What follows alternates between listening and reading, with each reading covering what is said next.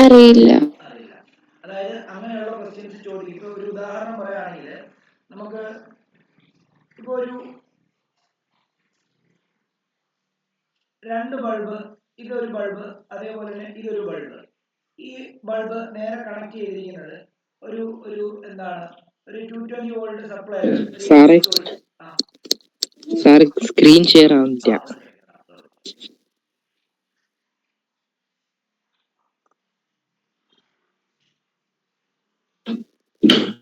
അപ്പം ഇങ്ങനെ ഒരു ബൾബ് തന്നിരിക്കുകയാണ്.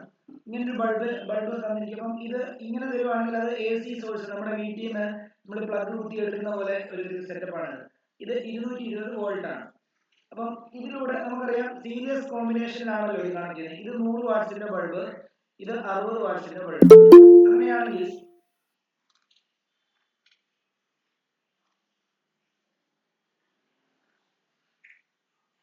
അങ്ങനെയാണെങ്കിൽ ഇതിൽ ഏതാണ് ബ്രൈറ്റർ ആയിട്ട് കത്തുന്നുള്ള കാര്യം മനസ്സിലാക്കിക്കോണം. അതായത് നിങ്ങൾ മനസ്സിലാക്കേണ്ടത് 220 വോൾട്ട് സപ്ലൈയിലാണ് കണക്ട് ചെയ്തിരിക്കുന്നത്. ഇങ്ങനെ തന്നു കഴിഞ്ഞാൽ, അതായത് ഇങ്ങനെ തന്നു കഴിഞ്ഞാൽ അത് വിചാരിച്ചോണം പ്ലഗ് ആണ് കറണ്ട് എടുത്തിരിക്കുകയാണ്. അതായത് AC സോഴ്സാണ്. നിങ്ങളുടെ പ്ലഗ് എന്നൊക്കെ നമ്മൾ ഇപ്പോൾ ഒരു ട്യൂബ് കത്തിക്കണമെങ്കിൽ ട്യൂബിലെ കൂടെ ഒരു വയർ എടുത്ത് നമ്മൾ പ്ലഗ് കണക്ട് ചെയ്ത് പ്ലഗ് കൊണ്ട് സോക്കറ്റിൽ ഇട്ട് കഴിഞ്ഞാൽ അത് കത്തുമല്ലോ, സ്വിച്ച് ഓൺ ആക്കിയാൽ. അപ്പോൾ ആ ഒരു AC സോഴ്സിനെ കാണിക്കാൻ വേണ്ടി നമ്മൾ എടുത്തിരിക്കുന്നത്. അപ്പോൾ 220 വോൾട്ട് ഇതുവഴി പോകുന്ന കാരണം നമുക്ക് സീരീസ് കണക്ഷൻ ആയതുകൊണ്ട് ഇതുവഴി പോകുന്ന കാര്യങ്ങളും സെയിം ആയിരിക്കും, ഇതുവഴി പോകുന്ന കാര്യങ്ങളും സെയിം ആയിരിക്കും. അങ്ങനെയാണെങ്കിൽ ഈ ബൾബാണോ കൂടുതൽ ബ്രൈറ്റർ ആയിട്ട് കത്തുക നമ്മൾ എപ്പോഴും ആലോചിച്ചോണം. ഇങ്ങനെ സീരീസ് കണക്ഷനിൽ ബൾബ് കണക്ട് ചെയ്ത് കഴിഞ്ഞാൽ നിങ്ങൾ ആദ്യം ചെയ്യേണ്ടത് അതിന്റെ റെസിസ്റ്റൻസ് കണ്ടുപിടിക്കുക എന്നുള്ളതാണ്.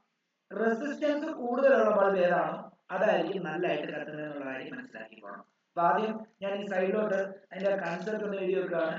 In series circuit the bulb with higher resistance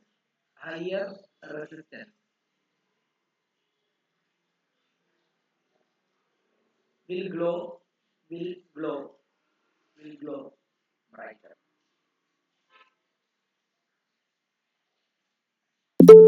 resistance നിങ്ങൾ എന്ത് ചെയ്യണം, നിങ്ങൾ കണ്ടുപിടിച്ച് നോക്കണം. അപ്പൊ റെസിസ്റ്റൻസ് നിങ്ങൾ കണ്ടുപിടിച്ച് നോക്കണം. അപ്പം നമ്മൾ പറഞ്ഞു വന്നത് ഒന്നുമില്ല, 2 ബൾബ് എടുക്കുന്നു, ഒരു 100 വാട്ടിന്റെ ഒരു 60 വാട്ടിന്റെ ബൾബാണ്. രണ്ടും സീരീസ് ആയിട്ട് കണക്ട് ചെയ്തു. അതേ ഒരു അത് നേരെ കൊണ്ടുപോയിട്ട് ഒരു പവർ സോഴ്സ് 220 വോൾട്ട് ഉള്ള നമ്മുടെ പ്ലഗിലോട്ട് കണക്ട് ചെയ്തു. പ്ലഗിലോട്ട് കണക്ട് സ്വിച്ച് ഓൺ ചെയ്യുന്ന സമയത്ത് ഈ ബൾബാണോ ബ്രൈറ്റർ എന്ന് ചോദിച്ചു കഴിഞ്ഞാൽ എപ്പോഴും ആലോചിച്ചോണം, ഇതാണ് അതിന്റെ നിയമം. സീരീസ് സർക്യൂട്ടിൽ ബൾബ് ഹയർ റെസിസ്റ്റൻസ് ഉള്ള ബൾബ് ഏതിലാണോ അതായിരിക്കും നല്ലതായിട്ട് ബ്രൈറ്റർ ആയിട്ട് കത്തുക. അപ്പൊ നമുക്ക് മനസ്സിലാകത്തില്ല ബ്രൈറ്റർ ഏതാണെന്നുള്ള കാര്യം, റെസിസ്റ്റൻസ് കൂടുതൽ ഏതാണെന്നുള്ള കാര്യം നമുക്ക് കൃത്യമായിട്ട് അറിയത്തില്ല. അപ്പൊ അത് കണ്ടുപിടിക്കാൻ വേണ്ടി നമുക്ക് അറിയാവുന്ന ഇക്വേഷൻ എന്താ അറിയാം, നമുക്ക് റെസിസ്റ്റൻസും വോൾട്ടേജും പവറും തമ്മിൽ കണക്ട് ചെയ്യുന്ന ഇക്വേഷൻ ഉണ്ട്. Power is equal to V square by R. അവിടുന്ന് R is equal to V square by T ചെയ്ത് കഴിഞ്ഞാൽ രണ്ടിന്റെയും കേസിലെ കണ്ടുപിടിക്കണം. ഇത് 220 സ്ക്വയർ ഡിവൈഡ് ബൈ 1000 പവർ 100. അപ്പം 220 ഇൻറ്റു 220 ഡിവൈഡ് ബൈ 100 ചെയ്യുമ്പോൾ ഇത് വെട്ടിപ്പോയി കളയുമ്പോൾ 484 ഓം ആയിരിക്കും ആദ്യത്തെ, അതായത് 100 വാട്ട്സ് ബൾബിന്റെ റെസിസ്റ്റൻസ് ആ കേസിൽ. രണ്ടാമത്തെ കണ്ടുപിടിക്കണമെങ്കിൽ വീണ്ടും അതേപോലെ R ഈസ് ഈക്വൽ ടു എന്താ V സ്ക്വയർ ബൈ P ആണ്. അപ്പം 220 ഇൻറ്റു 220 ഡിവൈഡ് ബൈ എന്താണ് അവിടുത്തെ 60 ആണ്. വീണ്ടും ഓരോ ഇത് വെട്ടിക്കളഞ്ഞു. അങ്ങനെയാണെങ്കിൽ ഇനി ബാക്കി ഇത് ഓക്കെ ആ 11 ഡിവൈഡ് ബൈ എത്ര, 11 ഡിവൈഡ് ബൈ 3 ആക്കാം. അങ്ങനെയാണെങ്കിൽ നമുക്ക് ഇവിടെ കിട്ടുന്ന റെസിസ്റ്റൻസ് എന്ന് പറയുന്നത്, ഞാൻ കാൽക്കുലേറ്റർ തന്നെ ചെയ്യുവാണ്, 220 into 11 is equal to divide by 3. അങ്ങനെയാണെങ്കിൽ ഇവിടത്തെ റെസിസ്റ്റൻസ് 806.6 ഓമാണ്. നോക്കി, അപ്പം ഇത് 100 വാട്ട്സ് ബൾബിന്റെ റെസിസ്റ്റൻസ് ആണ് ഈ തന്നിരിക്കുന്നത്. ഇത് 60 വാട്ട്സ് ബൾബിന്റെ റെസിസ്റ്റൻസ് ആണ് തന്നിരിക്കുന്നത്. ഓക്കെ, അങ്ങനെയാണ് റെസിസ്റ്റൻസ് ഇവിടെ കൂടുതലാക്കാം. റെസിസ്റ്റൻസ് കൂടുതൽ 60 വാട്ട്സ് ബൾബിന്. അപ്പൊ അതായിരിക്കും നല്ല ബ്രൈറ്റർ ആയിട്ട് ഗ്ലോ ചെയ്യുന്നത്. അപ്പം ഹിയർ എന്താണ്, here 60 watts bulb will glow brighter. MCQ ഒക്കെ നോക്കുവാണെങ്കിൽ രണ്ട് ബൾബ് സീരീസ് ആയിട്ട് കണക്ട് ചെയ്യുകയാണെങ്കിൽ വാട്ട്സ് കുറഞ്ഞ ബൾബ് ഏതാണോ അതായിരിക്കും നല്ല രീതിയിൽ കത്തുന്നത്. അപ്പം തന്നെ എഴുതി വെച്ചേക്കണം. MCQ ആകുമ്പോൾ കൂടുതലൊന്നും കണ്ടുപിടിക്കേണ്ടല്ലോ. ഇപ്പം 100 വാട്ട്സിന് നമുക്ക് കിട്ടിയിരിക്കുന്ന റെസിസ്റ്റൻസ് എന്ന് പറയുന്നത് 484 ഓം ആണ്. 60 വാട്ട്സിന് നമുക്ക് കിട്ടിയിരിക്കുന്നത് പറയുമ്പോൾ 806.6 ഓം ആണ്. അപ്പൊ ഇവിടെ ഏതിനാണ് ബ്രൈറ്റ്നസ് കൂടുതൽ? നമുക്കിപ്പോ കിട്ടിയ അനുസരിച്ച് റെസിസ്റ്റൻസ് കൂടുതൽ ഏതിനാണോ അതിനാണ് ബ്രൈറ്റ്നസ് കൂടുതൽ. അപ്പൊ ഇനി നിങ്ങൾ ഇതൊന്നും കണ്ടുപിടിക്കാൻ പോകണ്ട. ഇതെന്താ കണ്ടുപിടിക്കാൻ പോകണം? പവർ കുറവ് സീരിയസ് ആണോ ആദ്യം നോക്കണം. സീരിയസ് ആണെങ്കിൽ പവർ കുറഞ്ഞ ഏതോ അതിന് ബ്രൈറ്റ്നസ് കൂടുതൽ എന്ന് എഴുതി വെച്ചാൽ അത്ര ഉള്ളതായിരിക്കും. കത്തിയോ? ശ്രേയ കത്തിയോ? മനസ്സിലായി.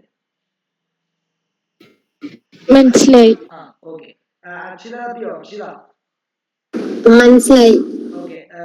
നമ്മുടെ ഷാരോണെ, നീ കഴിഞ്ഞ ദിവസം നമ്മൾ ഇവിടെ നമ്മൾ ഡിസ്കസ് ചെയ്തായിരുന്നു. പക്ഷെ അതിന്റെ കാരണം ഡീറ്റെയിൽ ആയിട്ട് പറഞ്ഞിരുന്നില്ല. നീ പറഞ്ഞു സീരിയസിലാകുമ്പോൾ കറണ്ട് കോൺസ്റ്റന്റ് അല്ലേ, സെയിം അല്ലേ എന്നൊക്കെ ചോദിച്ചു. അങ്ങനല്ലേ? ഇപ്പൊ അതിന്റെ ഐഡിയ കിട്ടിയോ? മനസ്സിലായി. ഓക്കെ. ബാക്കി അൽക്കയ്ക്കും അയലിനും ഒക്കെ ഓക്കെ അല്ലേ? Okay sir. അതേപോലെ ഈ ക്വസ്റ്റ്യൻ ഉറപ്പായിട്ട് ചോദിക്കും കേട്ടോ. ഒന്നെങ്കിൽ പാരലൽ അല്ലെങ്കിൽ ബൾബിന്റെ ഒരു ക്വസ്റ്റ്യൻ ഉറപ്പാണ്. 100 അല്ല 150% ഉറപ്പായിട്ട് ചോദിക്കും. ഓക്കെ. ഇനി അതേപോലെ തന്നെ ഇൻ പാരലൽ സർക്യൂട്ടിൽ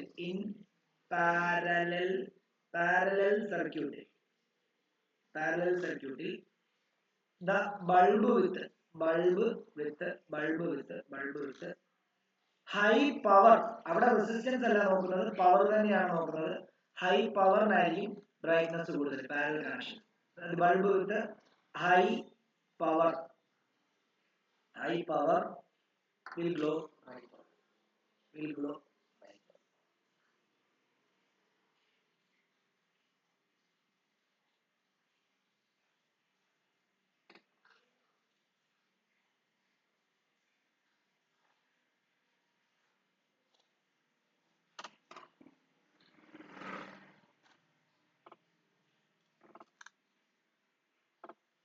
അതിന്റെ കാരണം എന്താണെന്ന് ചോദിച്ചു കഴിഞ്ഞാൽ രണ്ടിന്റെയും കാരണം കൊടുത്തിട്ടുണ്ട് കേട്ടോ.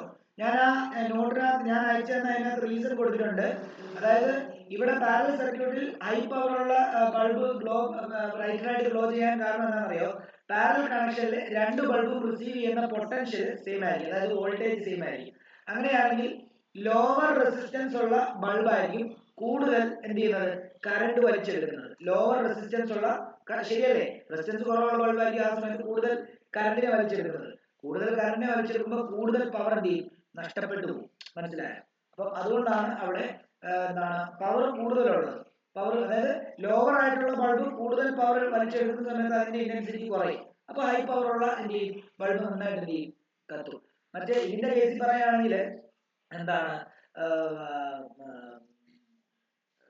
ഇത് എന്താണ് കറണ്ട് കോൺസ്റ്റന്റ് ആണ്. അപ്പം അങ്ങനെയാണെങ്കിൽ ഹയർ റെസിസ്റ്റൻസ് ഉള്ള ബൾബായിരിക്കും കൂടുതൽ പവർ എന്ത് ചെയ്യുന്നത്, എന്താണ് അല്ലെങ്കിൽ കൂടുതൽ പവറിൽ വർക്ക് ചെയ്യുന്നത്, അല്ലെങ്കിൽ ഈ പറഞ്ഞ പോലെ തന്നെ നല്ല ബ്രൈറ്റ്നസ്സിൽ വർക്ക് ചെയ്യുന്നത്. ഇവിടുത്തെ കാര്യമില്ല, അവിടുത്തെ കാര്യമാണ് കേട്ടോ. അതിന് രണ്ടിന്റെ റീസൺ ഞാൻ എന്താ അതിനകത്ത് കൊടുത്തിട്ടുണ്ട്, നമ്മുടെ ഗ്രൂപ്പിലേക്ക് ഇട്ടുണ്ട്. അപ്പൊ അത് ചെക്ക് ചെയ്യാം. ഇതുള്ള അതിന്റെ കൺസെപ്റ്റ്. അപ്പൊ ഇത് ഇങ്ങനെ ബൾബ് ബൾബ് രണ്ടെണ്ണം ഇങ്ങനെ പാരലായിട്ട് കണക്ട് ചെയ്യുന്നത് ഇങ്ങനെ. എന്നിട്ട് ഇത് നേരെ കൊണ്ടുപോയിട്ട് എന്തേ കൊണ്ട് കണക്ട് ചെയ്യുന്നു, ഒരു AC സോഴ്സിനെ കൊണ്ട് കണക്ട് ചെയ്യുന്നത്, അല്ലെ ബാറ്ററി എന്തെങ്കിലും ആയിക്കോട്ടെ. അപ്പൊ ഇത് കത്തും. ഇത് കത്തുന്ന സമയത്ത് ഇപ്പം 100 വാട്ടാണ്, ഇത് 100 വാട്ടാണെങ്കിൽ, അല്ല സോറി, ഇത് 60 വാട്ടാണെങ്കിൽ ഇതിൽ ഏതാണ് നല്ലതായിട്ട് കത്തുന്നത് ചോദിച്ചാൽ പവർ കൂടിയതായിരിക്കും നല്ല ബ്രൈറ്റിൽ കത്തുന്നത്. ഓക്കെ. ഇനി സീരീസ് കണക്ഷനിൽ രണ്ടിന്റെ പവർ സെയിം ആണെങ്കിലോ ഏതായിരിക്കും ബ്രൈറ്റ്നായിട്ട് കത്തുന്നത്? രണ്ടിനും ഒരേ ബ്രൈറ്റ്നസ് ആയിരിക്കും കേട്ടോ, സീരീസിൽ. അത് ഓർക്കണം. ഇനി അതേപോലെ തന്നെ കുറെ ക്വസ്റ്റ്യൻസ് ഞാൻ ഓർത്ത് വെച്ചിട്ടുണ്ട്. ക്വസ്റ്റ്യൻസ് എല്ലാം കുറച്ച് ടോപ്പിക്കിലെ കാര്യങ്ങൾ. അപ്പൊ അത് അതിനകത്ത് ഒരു കാര്യം എന്ന് പറയുമ്പോൾ റിഫ്രാക്റ്റീവ് ഇൻഡെക്സ് ഏറ്റവും കുറഞ്ഞ മീഡിയം എന്ന് പറയുന്നത് എയർ ആണ്. എയറിന്റെ റിഫ്രാക്റ്റീവ് ഇൻഡെക്സ് എന്ന് പറയുന്നത് 1.000, അത് ഞാൻ തന്നിട്ടുണ്ട്, 3 ആണ് എയറിന്റെ. ഓക്കെ. വാട്ടറിന്റെ ഒന്ന് ഓർത്ത് വെച്ചോണം, 1.33 ആണ്. 1.33 അല്ലെ 4/3 നോർത്താൽ മതി. ഡയമണ്ട് ഇത് എയറിന്റെ ആണ്, എയറിന്റെ. ഇത് വാട്ടറിന്റെ ആണ്. ഇനി ഏറ്റവും കൂടുതൽ ഡയമണ്ടിനാണ്. ഡയമണ്ടിന്റെ റിഫ്രാക്റ്റീവ് ഇൻഡെക്സ് കണ്ടുപിടിച്ച് വെച്ചോണം, അല്ല ഓർത്ത് വെച്ചോണം, 2.4 ആയിരിക്കും. അതുപോലെ റിഫ്രാക്റ്റീവ് ഇൻഡെക്സ് എപ്പോഴും കണ്ടുപിടിക്കുന്നത് ഇത് മീഡിയം 1 ഇത് മീഡിയം 2 ആണെങ്കിൽ ലൈറ്റ് ഏത് മീഡിയത്തിലോട്ടാണോ ചെന്നിറങ്ങുന്നത് ആ മീഡിയത്തിന്റെ റിഫ്രാക്റ്റീവ് ഇൻഡെക്സ് ആണ് കണ്ടുപിടിക്കുന്നത്. അപ്പോൾ refractive index of medium 2 with respect to 1 കണ്ടുപിടിക്കാൻ വേണ്ടി കുറെ ഇക്വേഷൻ ഉണ്ട്. ഒന്ന് sin I divided by sin r വെച്ച് കണ്ടുപിടിക്കാം. രണ്ട് v1 ബൈ v2 വെച്ച് കണ്ടുപിടിക്കാം. മൂന്ന് c ബൈ v വെച്ച് കണ്ടുപിടിക്കാം. നാല് n2 ഡിവൈഡഡ് ബൈ n1. അതായത് രണ്ട് മീഡിയത്തിന്റെ റിഫ്രാക്റ്റീവ് ഇൻഡെക്സ് തന്നിട്ടുണ്ടെങ്കിൽ രണ്ടാമത്തെ മീഡിയത്തിന്റെ റിലേറ്റീവ് റിഫ്രാക്റ്റീവ് ഇൻഡെക്സ് ഈ ഒരു ഇത് വെച്ച് ചെയ്യാൻ പറ്റും. n2 ബൈ n1 വെച്ച് നമുക്ക് കണ്ടുപിടിക്കാൻ പറ്റും. ഓക്കെ, ഇതൊന്ന് ഓർത്ത് വെച്ചേക്കാം.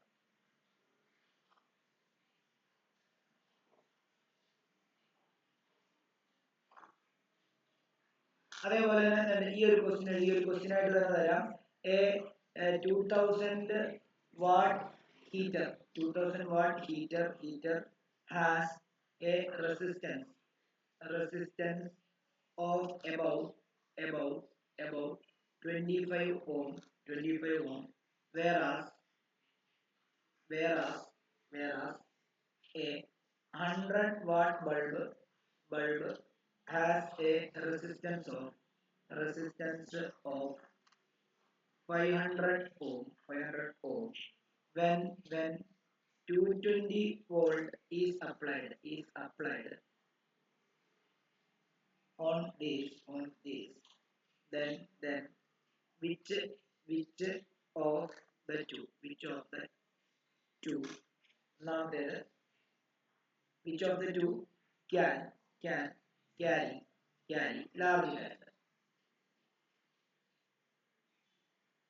അതേപോലെ തന്നെ ബി ചോദിച്ചിരിക്കുന്നത് which of the two may be which of the two general ആയിട്ട് ഇവിടെ ആണ് തന്നിരിക്കുന്നത്. which of the two general ആയിട്ട് ഇവിടെ തന്നിരിക്കുന്നത്. ബാക്കി മൂന്ന് ക്വസ്റ്റ്യൻ ആണ് തന്നിരിക്കുന്നത്. may be used with an electric circuit having 1 ampere rating. 1 ampere പവറുള്ള ഫ്യൂസ് വെച്ച് വർക്ക് ചെയ്യുന്ന ഈ മുകളിലത്തെ ഏത് ഇതാണെന്നാണ് ചോദിച്ചിരിക്കുന്നത്. അടുത്തത് സി തന്നിരിക്കുന്നത് ക്വസ്റ്റ്യൻ തന്നിരിക്കുന്നത് which of the two will be fitted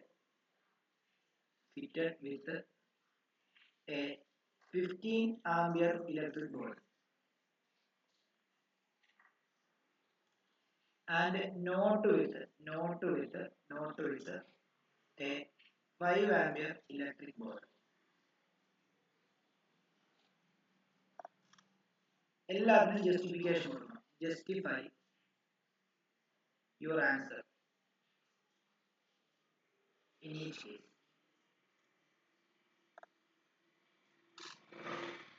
ഇതറിയാവുന്നവരാരെങ്കിലും പറഞ്ഞോ? അല്ലെ പറഞ്ഞുതരാം. വളരെ ഇമ്പോർട്ടന്റ് ക്വസ്റ്റ്യൻ ആണ് കേട്ടോ. ഈ ക്വസ്റ്റ്യൻ ചോദിക്കുന്നതിൽ ഈ മോഡൽ ക്വസ്റ്റ്യൻസ് ഒക്കെ ഉണ്ടാവും.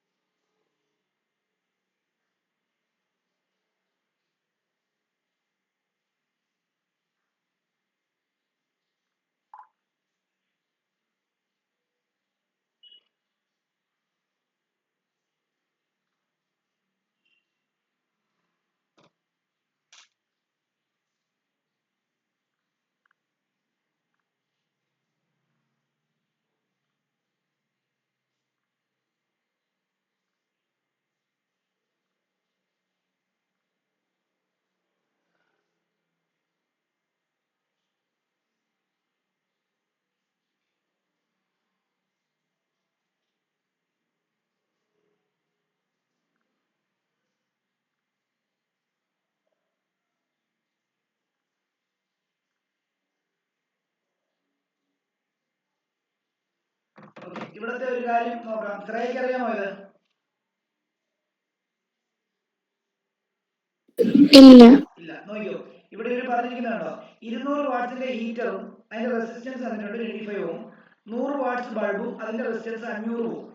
അങ്ങനെയാണെങ്കിൽ രണ്ടും 220 വോൾട്ടിലാണ് കണക്ട് ചെയ്തിരിക്കുന്നത്. അങ്ങനെയാണെങ്കിൽ which of the two carry large current? അതായത് 200 വാട്ട്സിന്റെ ഹീറ്ററിനകത്തൂടാണോ കൂടുതൽ കറണ്ട് പോകുന്നത്, അതോ എന്താണ് 100 വാട്ട്സ് ബൾബിൽ കൂടാണോ കറണ്ട് പോകുന്നത് എന്നുള്ളതാണ് ചോദിച്ചിരിക്കുന്നത്. അപ്പം നമുക്ക് എങ്ങനെ കണ്ടുപിടിക്കുന്നത്? അപ്പം പവറും കറണ്ടും തമ്മിലുള്ള റിലേഷൻ. അപ്പം നിങ്ങൾ റെസിസ്റ്റൻസ് കാണുമ്പോൾ എന്താണ് V²/R വെച്ച് ചെയ്യല്ലേ, മനസ്സിലായി? അത് മറ്റേ V²/R വെച്ച് ചെയ്യല്ല, കാരണം V² ഒക്കെ എടുക്കുമ്പോൾ റൂട്ടൊക്കെ വരേണ്ടി വരും, അപ്പൊ നമുക്ക് ബുദ്ധിമുട്ടാണ്. അതിന് ഭേദം നമുക്കറിയാം പവർ V × I ആണ്. അവിടുന്ന് I ആണ് നമുക്ക് കണ്ടുപിടിക്കുന്നത്. I = Power/V എന്ന് എഴുതാം. ആദ്യത്തെ പവർ 2000 വാട്ട്സ് ആണ് അല്ലേ? അതായത് ഹീറ്ററിന്റെ കേസിലെ കാര്യമാണ് പറയുന്നത്. 2000 വോൾട്ടേജ് 220 കട്ട് ചെയ്യുമ്പോഴത്തേക്കും നമുക്ക് 9.09 ആംപിയർ കിട്ടും. ഓക്കെ, അടുത്ത നോക്കാം. അടുത്തത് ബൾബിന്റെ കേസിൽ എന്താണ് I = P/V തന്നെയാണ്. അങ്ങനെയാണെങ്കിൽ എത്രയാ പവർ 100 വാട്ട്സ് അല്ലേ? 100/220 ആണ് വരുന്നത്. കട്ട് ചെയ്യുമ്പോഴത്തേക്കും നമുക്ക് 0 പോയിന്റ് സംതിങ് വരുള്ളൂ. 10/20 എന്ന് പറയുമ്പോൾ 0.0 5 വരുമ്പോഴത്തേക്കും 4 വരത്തുള്ളൂ. 0.4 88 ബാക്കി 12 വരുന്നു, 0 വരുന്നു, വീണ്ടും 5 0.45 ആംപിയർ. അപ്പം ബൾബ് വലിച്ചെടുക്കുന്ന ബൾബ് ഡ്രോ ചെയ്യുന്ന കറണ്ട് 0.5ഉം ഹീറ്റർ ഡ്രോ ചെയ്യുന്ന കറണ്ട് 9.9 ആണ്. അപ്പം ഇതിൽ ചോദിച്ചിരിക്കുന്നത് എന്താ? Which of the two circuit carry large current ഏതാ? അപ്പം ഇത് എഴുതി വെച്ചിട്ട്, ഇതൊരു 5 മാർക്കിന്റെ ചോദ്യമാണ് കേട്ടോ. അപ്പൊ ഇത് എഴുതി വെച്ചിട്ട് അത് ജസ്റ്റിഫിക്കേഷൻ ഓൾറെഡി ജസ്റ്റിഫിക്കേഷൻ കൂടെ ചോദിച്ചിട്ടുള്ളതാണ്. ജസ്റ്റിഫിക്കേഷന്റെ ആൻസർ ആണ് ഞാൻ ഈ എഴുതിയിരിക്കുന്നത്. ഇതാണ് അതിന്റെ ജസ്റ്റിഫിക്കേഷൻ. കാരണം നമ്മൾ ചെയ്ത് കാണിക്കുമ്പോഴാണല്ലോ ജസ്റ്റിഫൈഡ് ആവാൻ. അപ്പം എന്താണ് ഇങ്ങനെ എഴുതാം. എന്താണ് heater which of the two carry more current large current എന്നാണ് ചോദിച്ചിട്ടുള്ളത്. അപ്പൊ heater carry larger current. Okay ആണല്ലോ? ഒന്നാമത്തെ ക്വസ്റ്റ്യൻ ആൻസർ ആയി. മനസ്സിലായോ? എല്ലാവർക്കും മനസ്സിലായോ? ശ്രേയ, ഐറിൻ, അതേപോലെ തന്നെ എന്താണ് 2 ശ്രേയമാര് അക്ഷിത, ഷാരോൺ ഒക്കെ ഓക്കെ ആണോ? ഓക്കെ. സാറേ I എന്തായിരുന്നു V/R എന്നുള്ള ഇക്വേഷൻ ഉപയോഗിക്കാൻ പറ്റുമോ? അപ്പം V/R എന്നുള്ള ഇക്വേഷൻ ഉപയോഗിക്കാൻ പറ്റുമോ? I V/R എന്ന് പറഞ്ഞ ഇക്വേഷൻ എടുക്കാൻ പറ്റുമെന്നാണോ? V/R എടുത്തിട്ട് ഇത് കിട്ടുമോ നോക്കി. ചുമ്മാ നോക്ക്, നീ മനസ്സിൽ കാൽക്കുലേറ്റ് ചെയ്തു. അത് എടുക്കാൻ പറ്റാത്തതിന്റെ കാരണം ഞാൻ പറഞ്ഞുതരാം. നീ അത് വാല്യൂ ആണ്.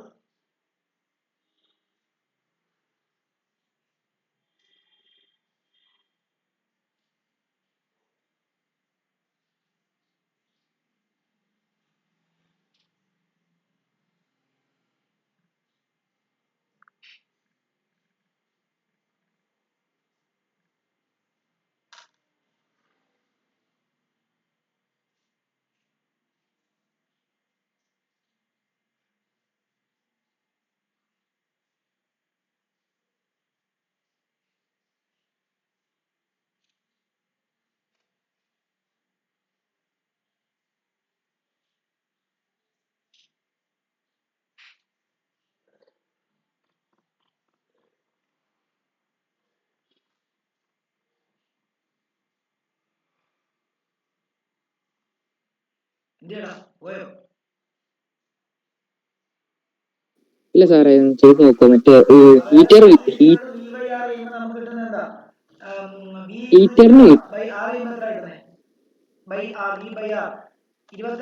R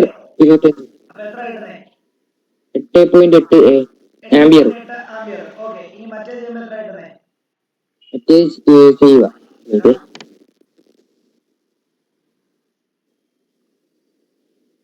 0.44. അല്ല 0.44 ഇത് 4 ആംപിയർ.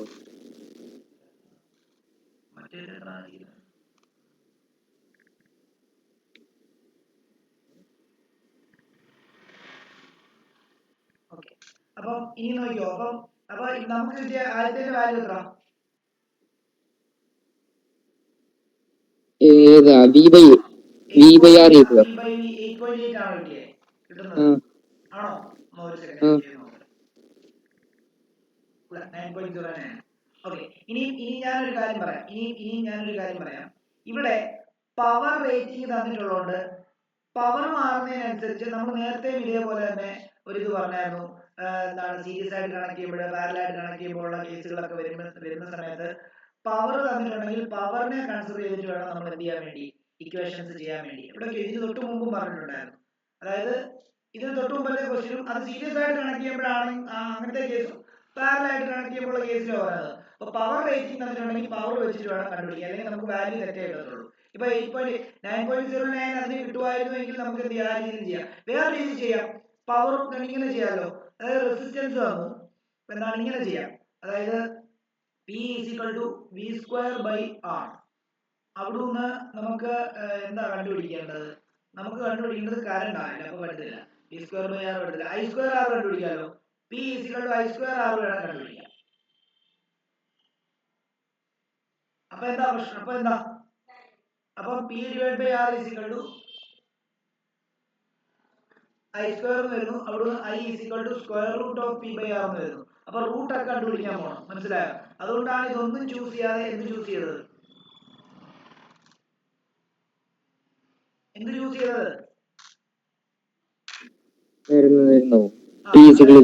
P വരുന്ന I.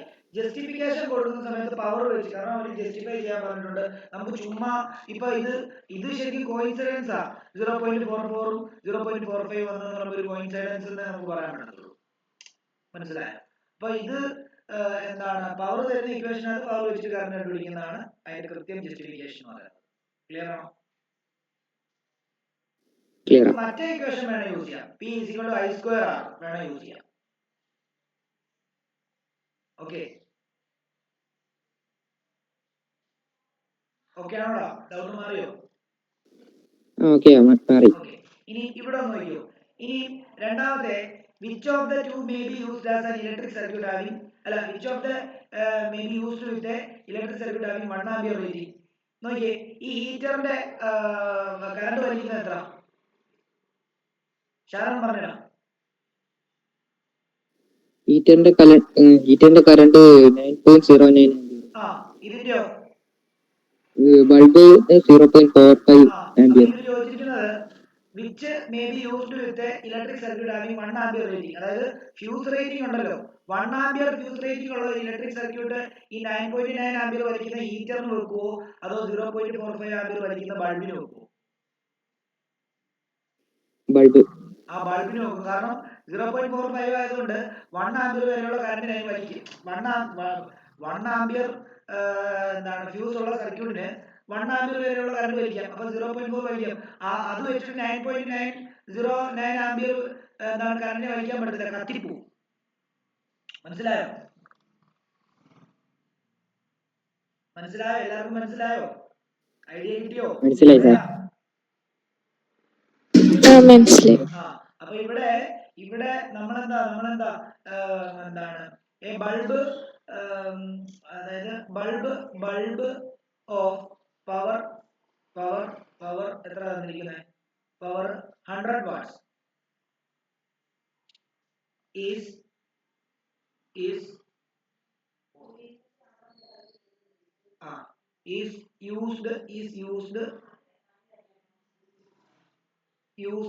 used with power rating with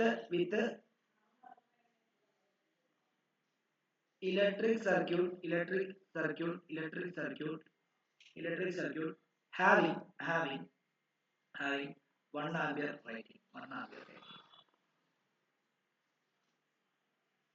Okay. അതേപോലെ തന്നെ which of the two will be fitted with a 15 ampere current 15 ampere electric board and not with a 5 ampere electric board. അപ്പം നമുക്ക് അത് മൂന്നാമത്തെ എങ്ങനെയാണ്? 15 ആംപിയർ കറണ്ട് ഏതിന് വെക്കാം? സർക്യൂട്ട് ബോർഡ് ഏതിന് വെക്കാം? അതായത് 15 ampere electric board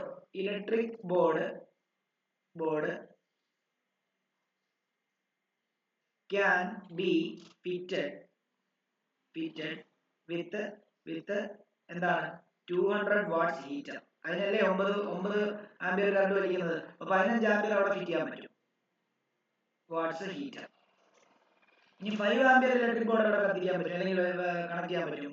5 ampere electric board can be fitted വിത്ത് എന്താണ് ആ ബൾബ് എന്താണ് 100 വാട്ട്സ് ബൾബ്. കാരണം അത് എന്താണ് അത് വലിക്കുന്നത് 0.4 ആംപിയർ കറണ്ടേ ഉള്ളൂ. 5 ആംപിയർ കറണ്ട് വരെയുള്ള ഇലക്ട്രിക് ബോർഡ് ഫിറ്റ് ചെയ്യാം. മനസ്സിലായോ? ഇതാണ് എന്റെ ക്ലിയർ ആൻസർ. ഒന്ന് ഓർത്ത് വെച്ചേക്കുക.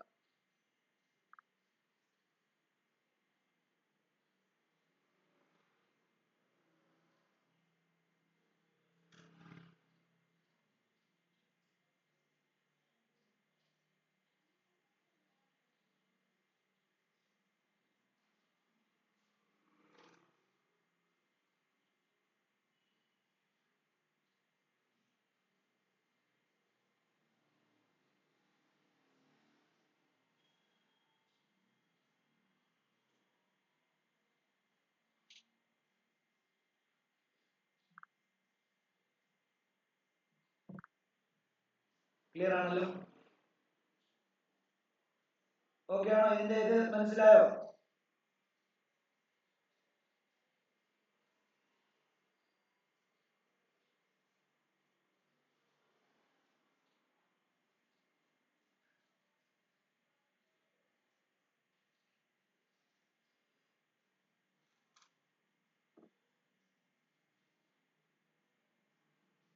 എന്നിട്ട് വേണമെങ്കിൽ ഇതിന്റെ കൂടെ നിങ്ങൾക്ക് വേണമെങ്കിൽ എഴുതാം. എന്താ bulb of 100 watts is used with electric circuit having 1 ampere rating. If heater of 200 watts is used എന്താണ് there would be a condition of overloading and make എന്താണ് it can cause എന്താണ് short circuiting which leads to fire എന്നൊക്കെ പറഞ്ഞു വേണമെങ്കിൽ എഴുതാം. മനസ്സിലായോ? നിങ്ങളുടെ ഒരു മനോധർമ്മം പോലെ നിങ്ങൾ എഴുതുക. കത്തിയോ? സംഭവം കത്തിയോ? ഓരോരുത്തരോടാ ചോദിക്കുന്നത്. ശ്രേയ വിനോദ് ഓക്കെ ആണോ? ശ്രേയ ആൻ ഓക്കെ ആണോ? ക്ലിയർ ആണ്. ഐറിൻ ഓക്കെ അക്ഷര സർ. ഓക്കെ ആണോ? ഓക്കെ ആണ്. ഓക്കെ. Yes sir. അങ്ങനെയാണെങ്കിൽ ഞാനൊരു നെയിമിങ് ഒരു 10 ഗ്രൂപ്പിൽ ഇട്ടില്ലായിരുന്നു. അത് ഞാനൊരു 10 മിനിറ്റ് സമയം തരാം. അതൊന്ന് 10 അല്ല, ഞാൻ 8 മിനിറ്റ് സമയം തരാം. 8 മിനിറ്റ് സമയത്തിനകത്ത് അതൊന്ന് എഴുതിയിട്ട് ഞാൻ ഓരോരുത്തരോട് ചോദിക്കും, അതൊന്ന് പറയാം. ഞാൻ 8 മിനിറ്റ് സമയം തരാം. എഴുതിക്കുക. ആ ഗ്രൂപ്പിനകത്ത് ഇട്ടിട്ടുണ്ട്, അത് നോക്കി എഴുതുക.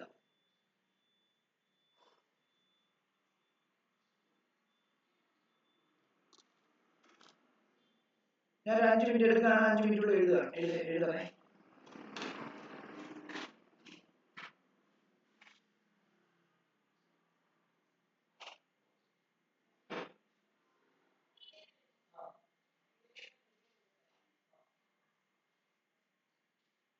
സാർ ഏത് ക്വസ്റ്റ്യനാ?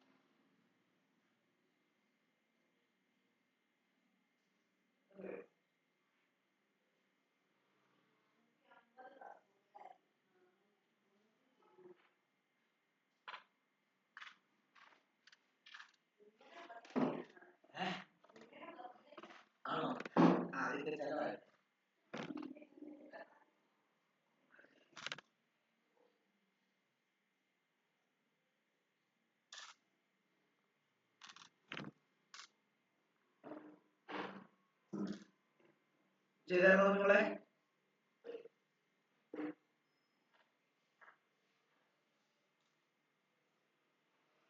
എക്സ്പ്ലെയിൻ ചെയ്ത് തരാം, നോക്കിക്കോളൂ. അതിന്റെ ക്വസ്റ്റ്യൻ ഒന്ന് എടുത്തിട്ട് ഞാൻ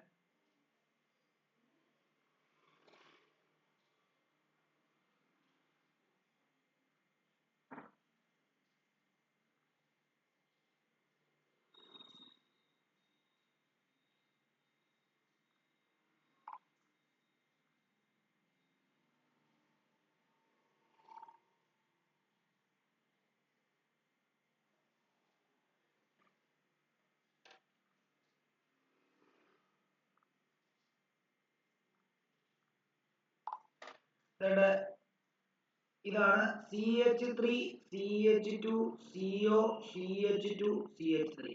ഇതിന്റെ നെയിം എന്ന് പറഞ്ഞ അക്ഷിത.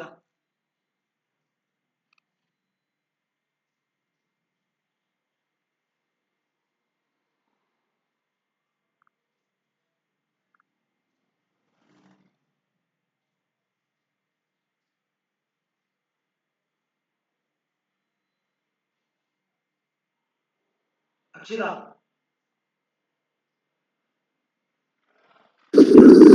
സാർ നോക്കട്ടെ. ഏതാ? നമുക്ക് പറയാവേ.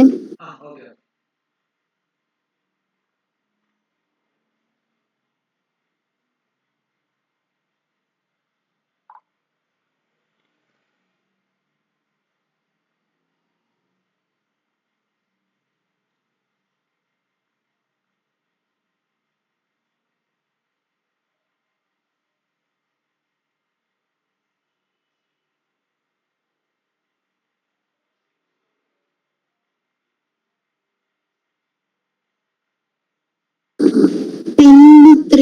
On.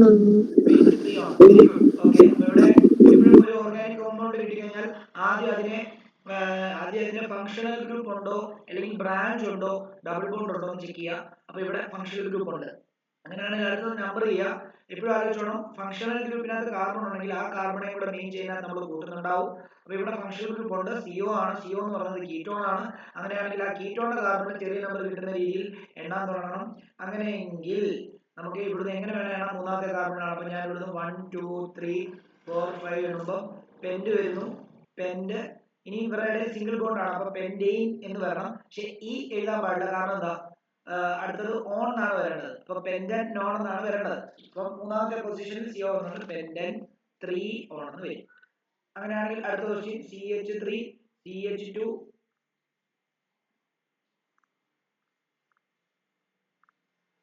CH3 CH2 CO CH2 CH2 CH3.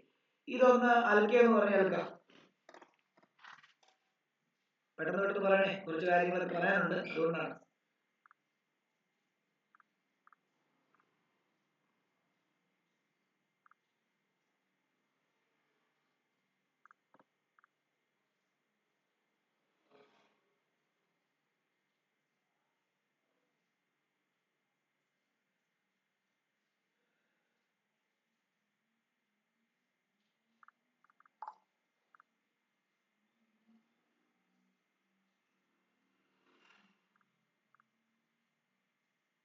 Alka ഉണ്ടോ ഇവിടെ? ഓക്കെ, ഷാരോൺ പറഞ്ഞേ.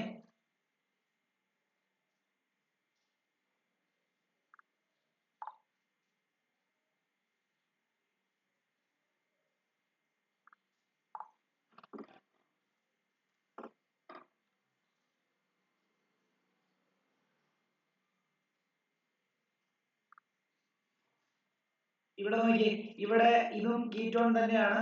അപ്പം നമ്പർ ചെയ്യാനുള്ള ഫങ്ഷണൽ ഗ്രൂപ്പ് ഉണ്ട്. ഫങ്ഷണൽ ഗ്രൂപ്പ് ഉള്ള കാർബൺ ചെറിയ നമ്പർ കിട്ടണം. ഇവിടെ 1 2 3 ഇങ്ങോട്ട് മൂന്നാമത്തേത്, ഇവിടെ നാലാമത്തെ. അപ്പൊ ഇത് സെലക്ട് ചെയ്യുക. 1 2 3 4 5 6 ഇങ്ങനെ എണ്ണി കഴിഞ്ഞാൽ അല്ല 1 2 3 4 5. ഓക്കെ, അപ്പൊ എന്താ? ഹെക്സൻ ഹെക്സൻ ഹെക്സൻ 3 ഓൺ എന്നായിരിക്കും ഇവരുടെ പേര്.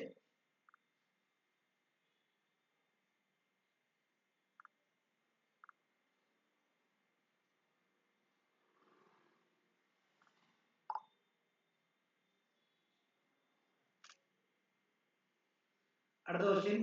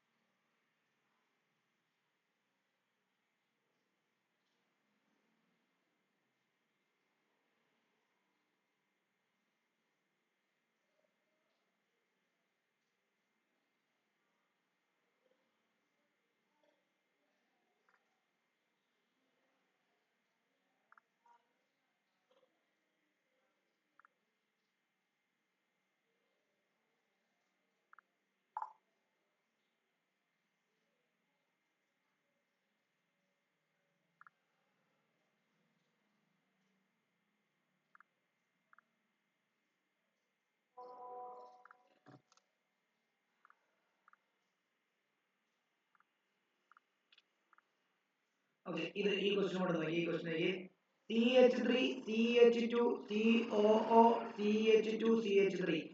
ശ്രേയ ഒന്ന് പറയാമോ? ശ്രേയാവിനോ ഒന്ന് പറയാമോ? എനിക്കിത് കിട്ടിയില്ല. കിട്ടിയില്ല.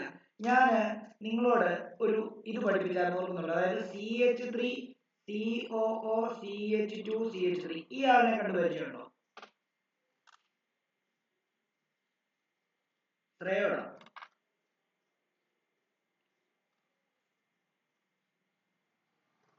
പരിചയമുണ്ടോ? ഇല്ല. പരിചയമില്ലേ? ഇത് എസ്റ്റർ എന്ന് പറഞ്ഞ ആളാണ്. എസ്റ്റർ പരിചയമുണ്ടോ? ഉണ്ട്. ഈ കോമ്പൗണ്ട് നിങ്ങളുടെ ടെക്സ്റ്റ് ബുക്കിനകത്ത് ആ ഓർഗാനിക് കോമ്പൗണ്ട് ഏറ്റവും ലാസ്റ്റ് വരുന്ന റിയാക്ഷനകത്തുണ്ടോ എന്ന് നോക്കി. ഈ സെയിം കോമ്പൗണ്ട്. എന്നിട്ട് അവന്റെ പേര് ഈഥൈൽ എഥനോയേറ്റ് ആണോ എന്ന് നോക്കി.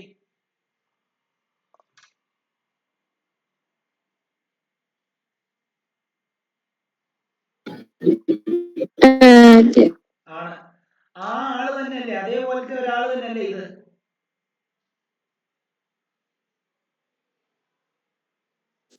ആണോ? അതായത് ഈ എന്താണ് രണ്ട്, അതായത് സി ഡബിൾ ബോണ്ടോടെ ഇപ്പുറത്തും ഇപ്പുറത്തും ഒക്കെ ആൽക്കൈൽ ഗ്രൂപ്പ് വന്നു കഴിഞ്ഞാൽ, അല്ലെങ്കിൽ രണ്ടോടെ അപ്പുറത്തും ഇപ്പുറത്തും കാർബൺ വരുന്ന ആൽക്കൈൽ ഗ്രൂപ്പുകൾ വന്നു കഴിഞ്ഞാൽ അവരെ വിളിക്കുന്ന പേരാണ് എസ്റ്റർ. എസ്റ്ററിനെ എങ്ങനെ നെയിം ചെയ്യുന്നത് അറിയാം? ഇതിനെങ്ങനെ ഈഥൈൽ എഥനോയേറ്റ് എന്ന് പേര് വന്നേ അറിയാമോ ശ്രേയ? നമ്മൾ പറഞ്ഞിരുന്നു പഠിപ്പിച്ചപ്പോ.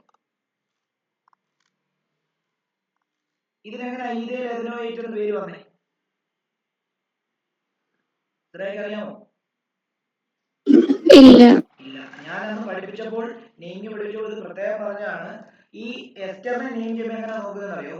ഓക്സിജന്റെ ഇപ്പുറത്തുള്ള കാർബൺ ആറ്റത്തിന്റെ എണ്ണവും ഇപ്പുറത്തുള്ള കാർബൺ ആറ്റത്തിന്റെ എണ്ണവും നോക്കും.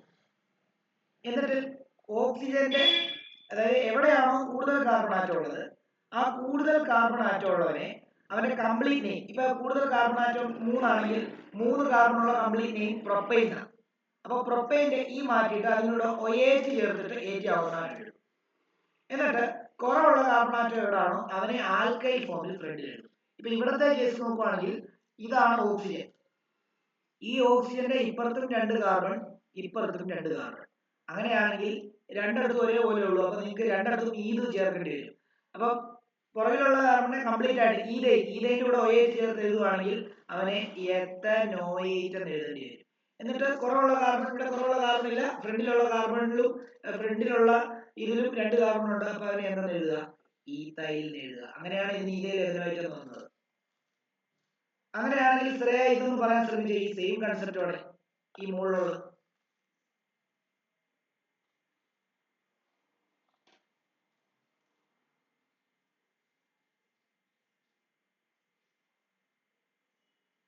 പറയാമോ?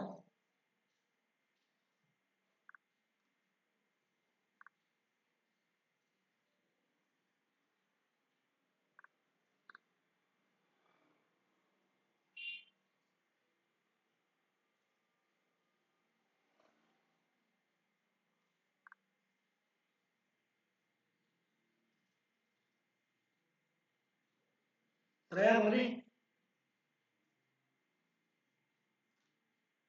ശ്രേയ പോയോ? ഞാൻ എന്താ പഠിപ്പിച്ചേ ശ്രേയ? കേക്കാം. എന്തോ ഞാൻ പഠിപ്പിച്ചേ? ഓക്സിജന്റെ അപ്പുറത്തും ഇപ്പുറത്തും എത്ര എണ്ണം ഉണ്ടെന്ന് നോക്കാം. ഇവിടെ എവിടാ കാർബൺ ആറ്റം കൂടുതൽ? ലെഫ്റ്റ് സൈഡില്. അപ്പൊ ലെഫ്റ്റ് സൈഡോ റൈറ്റ് സൈഡോ ഒന്നും നോക്കണ്ട.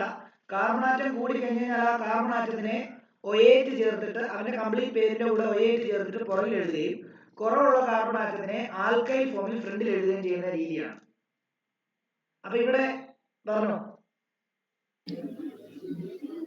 പ്രൊപ്പനോയേറ്റ്. പ്രൊപ്പനോയേറ്റ് അവസാനം ഫ്രണ്ടിൽ എന്ത് എഴുതും? 2 കാർബൺ ഉള്ള ആൽക്കൈൽ ഗ്രൂപ്പ് ഈഥൈൽ. അപ്പം ഈഥൈൽ പ്രൊപ്പനോയേറ്റ്.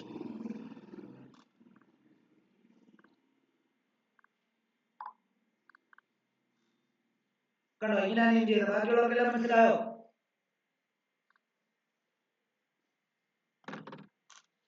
ബാക്കിയുള്ളവർക്ക് മനസ്സിലായോ? എല്ലാവർക്കും മനസ്സിലായെന്ന് വിശ്വസിക്കുന്നവരാണെങ്കിൽ പറയാവോ? എന്തോ പറയണ്ടേ? മൊത്തം പറയണം. ഒന്നും കേട്ടില്ല, ഒന്നും മനസ്സിലായില്ല. അല്ല, ഇതിൽ പ്രൊപ്പനോയിഡ് ആ ഒരു ഭാഗം മനസ്സിലാവുന്നത്. ആ ഫസ്റ്റ് 3 കാർബൺ ഉള്ളിടത്ത് പ്രൊപ്പ് വന്നല്ലോ, അത് കഴിഞ്ഞിട്ടുള്ള മനസ്സിലായില്ല. അതായത് ഫസ്റ്റിലാണോ ലാസ്റ്റിലാണോ അങ്ങനെ നോക്കണ്ട. കൂടുതൽ കാർബൺ ആറ്റം എവിടാണെങ്കിലും എവിടാണെങ്കിലും അത് ഫ്രണ്ടിലോ ബാക്കിലോ ആയിക്കോട്ടെ, അവനെ വേണം പേരിന്റെ അവസാനം ഒയേറ്റ് ചേർത്ത് എഴുതാൻ. കുറവുള്ളവനെ ഫ്രണ്ടിൽ എഴുതണം. ഇപ്പൊ ഇത് തിരിച്ചു വരുവാന്ന് വിചാരിച്ചു, ഇങ്ങനെ വരുവാണ്. CH3 CH2 അല്ല CH3 ഇങ്ങനെ വരുവാണ്. CH3 C പോട്ടെ, അല്ല ഇത് അത് പറ്റത്തില്ല, കൺഫ്യൂഷൻ ആകുന്നില്ല. അപ്പൊ ഇങ്ങനെ നോക്കട്ടെ. അപ്പം എന്താണ് കൂടുതൽ കാർബൺ ആറ്റം എവിടെ അങ്ങനെ നോക്കണം. ഇപ്പൊ ഇവിടെ കൂടുതൽ കാർബൺ ആറ്റം വന്നുകൊണ്ട് പ്രൊപ്പൈൽ എഥനോയിക് എന്നൊന്നും എഴുതി വെക്കരുത്. മനസ്സിലായോ? അപ്പൊ കൂടുതൽ കാർബൺ ആറ്റം ഉള്ളവന് അവൻ ഫ്രണ്ടിൽ വന്നാലും ബാക്ക് വന്നാലും അവന്റെ പേര് ഒയേറ്റ് ചേർത്ത് ബാക്കിലാണ് എഴുതേണ്ടത്. കുറവുള്ളവനെ ആൽക്കൈൽ ഫോമിൽ ഫ്രണ്ടിൽ എഴുതുക. അത്രേ ഉള്ളൂ. അടുത്തത് CH3 CH2 CH2 C, ഇവിടെ ഒരു CH3, ഇതേലൊരു Cl, ഇതേലൊരു Cl.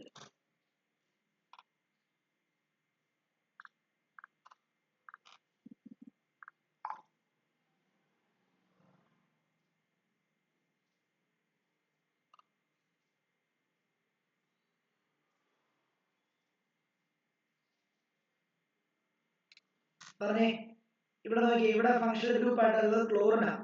അപ്പൊ ക്ലോറിനുള്ള കാർബൺ ചെറിയ നമ്പർ കിട്ടണം. അപ്പൊ 1 2 3 4 5. അപ്പൊ 5, രണ്ടാമത്തെ 2 കാർബൺ. അപ്പൊ നമുക്ക് എങ്ങനെ എഴുതാം? 2,2 ഡൈക്ലോറോ പെന്റേൻ എഴുതും. മനസ്സിലായോ?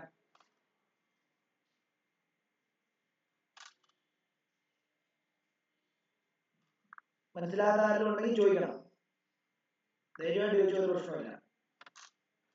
അതേപോലെ തന്നെ CH3 CH2 CH2 CH double bond CH2. എന്താ?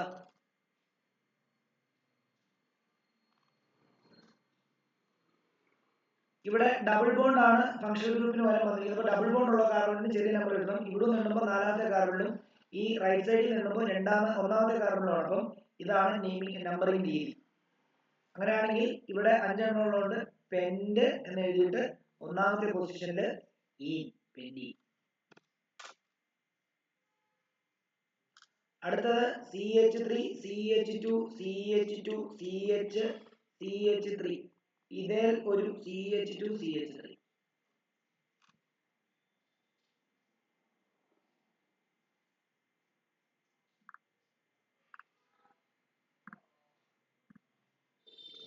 ഇത് എപ്പോഴും ആലോചിച്ചോണം. ഇങ്ങനെ ബ്രാഞ്ചുകൾ സെലക്ട് ചെയ്യുന്നത് എപ്പോഴും കൺഫ്യൂഷൻ ആയി പോകാറുണ്ട്. ബ്രാഞ്ചുകൾ സെലക്ട് ചെയ്യുന്ന സമയത്ത് കാർബൺ മാത്രമേ ഉള്ളൂ എങ്കിൽ ലോങ്സ്റ്റ് കാർബൺ ആണ്, ലോങ്സ്റ്റ് ചെയിൻ ആണ് സെലക്ട് ചെയ്യുന്നത്. ലോങ്സ്റ്റ് ചെയിൻ എന്ന് പറയുമ്പോഴത്തേക്കും തന്നെ ഇങ്ങനെ നോക്കിയോ. അപ്പൊ ഇവിടെ നിന്നുമ്പോ നോക്കിയേ 1 2 3 4 5. അപ്പൊ ഇത് ബ്രാഞ്ച് ആയിട്ട് നിങ്ങൾ സെലക്ട് ചെയ്ത് കഴിഞ്ഞാൽ നിങ്ങളുടെ തെറ്റിപ്പോകും. കാരണം എന്താണെന്ന് അറിയോ? ഇങ്ങനെ എണ്ണി നോക്കിയേ, അതായത് ഇവിടെ നിന്ന് നോക്കിയേ, ഇങ്ങനെ ഒന്ന് എണ്ണി നോക്കിയേ. ഈ ഒരു side to chain end to എൻഡിനകത്ത് 6 എണ്ണം ഉണ്ട്. പക്ഷെ ഇങ്ങനെയാണെങ്കിൽ അത് 5 എണ്ണമേ ഉള്ളൂ. മനസ്സിലായോ? ഇത് മെയിൻ ചെയിനും ഇത് ബ്രാഞ്ചും ആക്കുവാണെങ്കിൽ 5 കാർബണേ ഉള്ളൂ.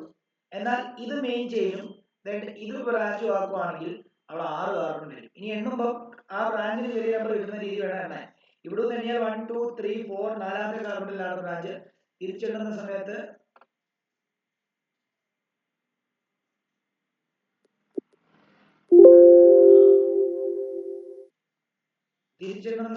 ഇവിടെ 1 2 3 4 5 6. അപ്പം 3ാമത്തേല് ബ്രാഞ്ച് ഉണ്ട്. 3ാമത്തേല് ബ്രാഞ്ച് എന്ന് പറയുമ്പോഴത്തേക്ക് മീത്തൈൽ ബ്രാഞ്ച് ആണ്. അങ്ങനെയാണെങ്കിൽ നമുക്ക് എന്ത് എഴുതാൻ പറ്റും? നമുക്ക് ഇങ്ങനെ എഴുതാം. 6 കാർബൺ ഉണ്ട്. അപ്പം 3 മീത്തൈൽ എന്താണ്? ഹെക്സൈൻ എഴുതാം.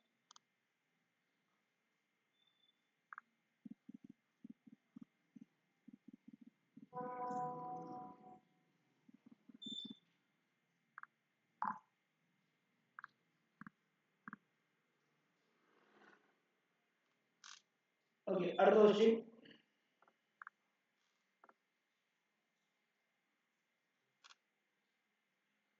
CH3 CH CH2 CH CH3 ഇവിടെ CH3 ഇവിടെ CH3. ഇതിന്റെ നെയിം ഒന്ന് അക്ഷിത തന്നെ പറഞ്ഞേ. അക്ഷിത.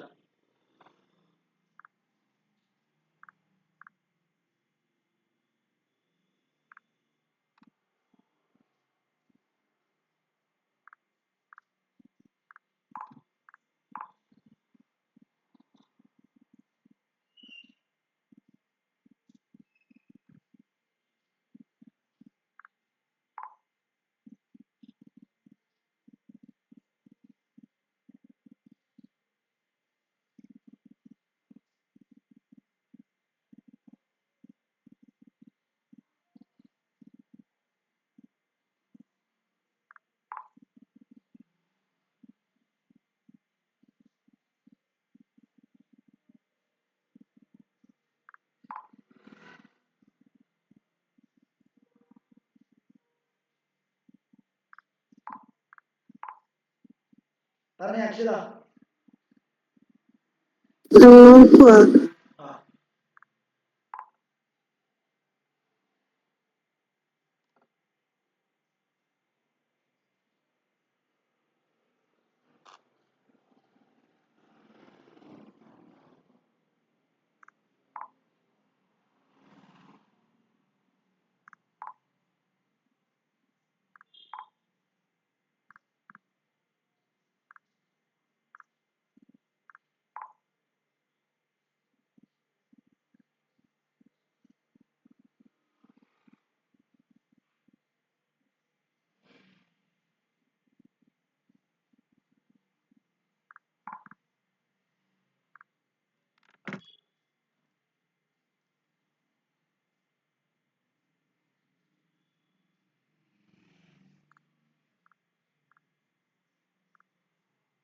ഇതിനെ ഒന്ന് നെയിം ചെയ്ത് നോക്കി. ഇതിനകത്ത് ഇങ്ങനെ എണ്ണി കഴിഞ്ഞാൽ 1 2 3 4 5.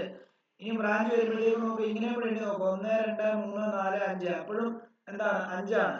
അപ്പൊ അങ്ങനെയാണെങ്കിൽ പിന്നെ നേരെ ഇതിനെ മെയിൻ ബ്രാഞ്ച് ആക്കുക, മെയിൻ ചെയിൻ ആക്കുക. എന്നിട്ട് ഇവിടെ 2 ബ്രാഞ്ചിന് ചെറിയ നമ്പർ കിട്ടുന്നത് ഇത് 2 ആണ്.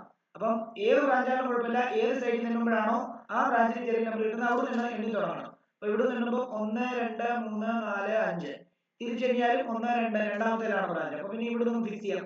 ഇവിടെ ഫിക്സ് ചെയ്ത് കഴിഞ്ഞാൽ രണ്ടാമത്തേലും നാലാമത്തേലും മീഥൈൽ ബ്രാഞ്ച് ആണ്. അപ്പൊ 2,4 ഡൈമീഥൈൽ 2,4 ഡൈമീഥൈൽ പെന്റേൻ. ഇതാണ് ഇതിന്റെ ആൻസർ. ഇത്രയും സമയത്ത് എടുക്കാൻ പാടില്ല, നെയിമിംഗ് ആണ്.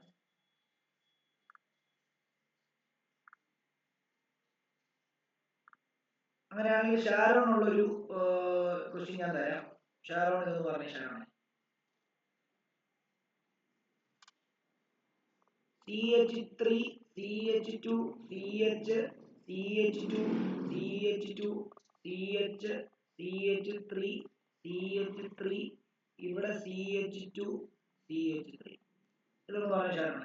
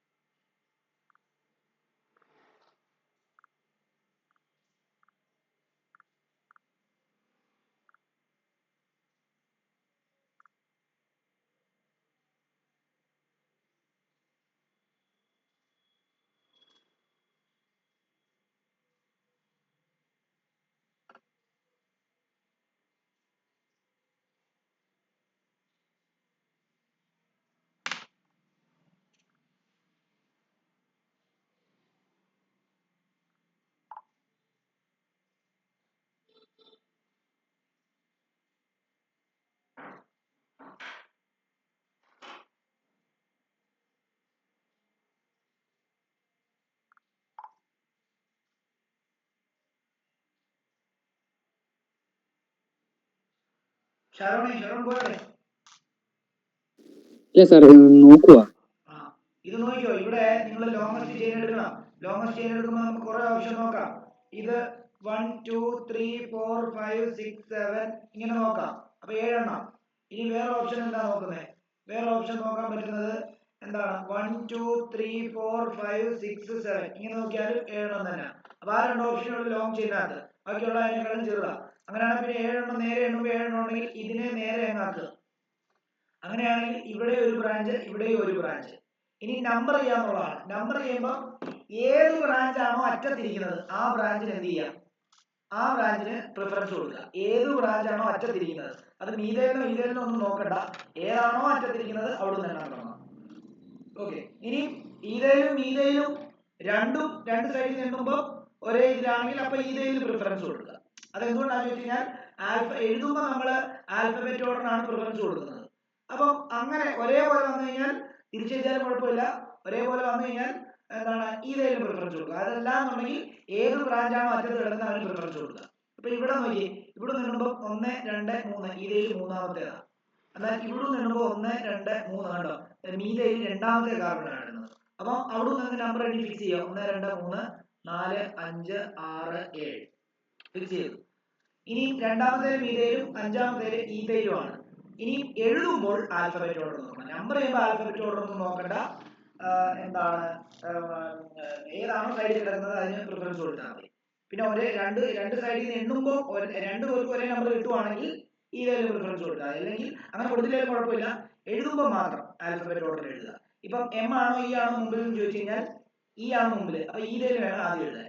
അപ്പൊ അഞ്ചാമത്തെ ഈതയിൽ എന്ന് പറയുമ്പോൾ 5 ഈതയിൽ വരും, 5 ഈതയിൽ. രണ്ടാമത്തെ മീതയിൽ എന്ന് പറയുമ്പോൾ 2 മീതയിൽ വരും. 5 ഈതയിൽ 2 മീതയിൽ എന്താണ് ഹെക്സെയിൻ എന്നാണ് ആൻസർ ചെയ്യുക.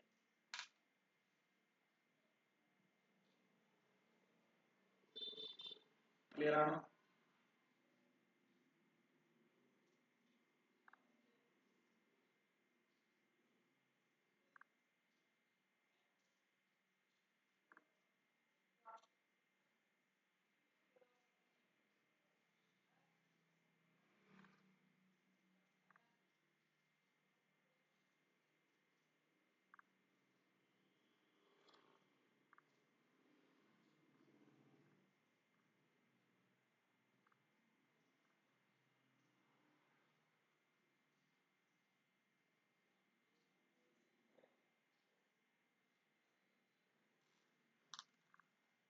ഓക്കെ ആണല്ലോ? അടുത്ത ക്വസ്റ്റ്യൻ പറയാണ്.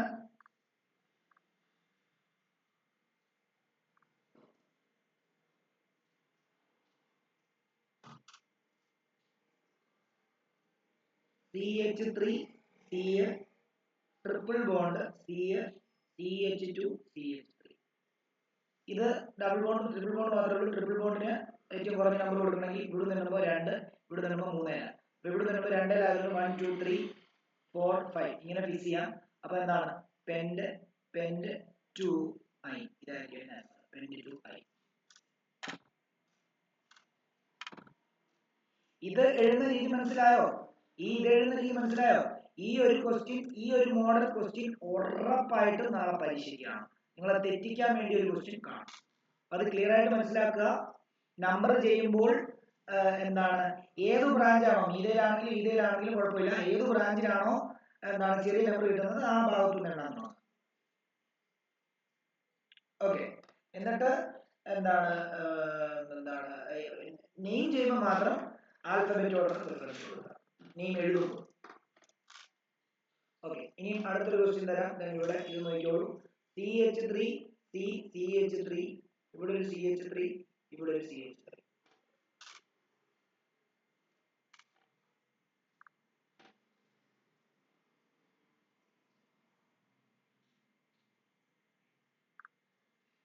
ഇത് നോക്കിയോളൂ. ഇവിടെ ശരിക്കും പറഞ്ഞാൽ ഇതേ ഉള്ളൊരു മെയിൻ ബ്രാഞ്ച്, മെയിൻ ചെയിൻ. ഇത് രണ്ടും ബ്രാഞ്ചാണ്.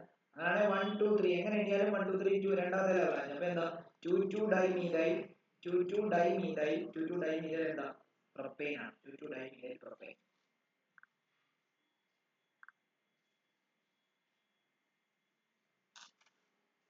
അടുത്തത് നാളെ ചോദിക്കാൻ സാധ്യതയുള്ള എന്നാൽ നിങ്ങൾ പഠിച്ചിട്ടില്ലാത്ത ഒരു നെയിമിംഗ് ഉണ്ട്. അത് ഞാൻ പറഞ്ഞുതരാം, ലാസ്റ്റ് പറയാം.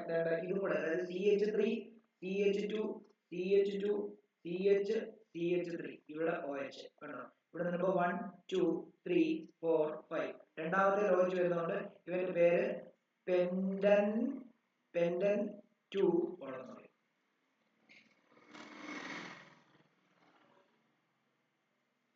ഇനി ഇതിന്റെ ലാസ്റ്റ് ഒരു മോഡൽ ഒരു ക്വസ്റ്റ്യൻ കൂടെ തരാം.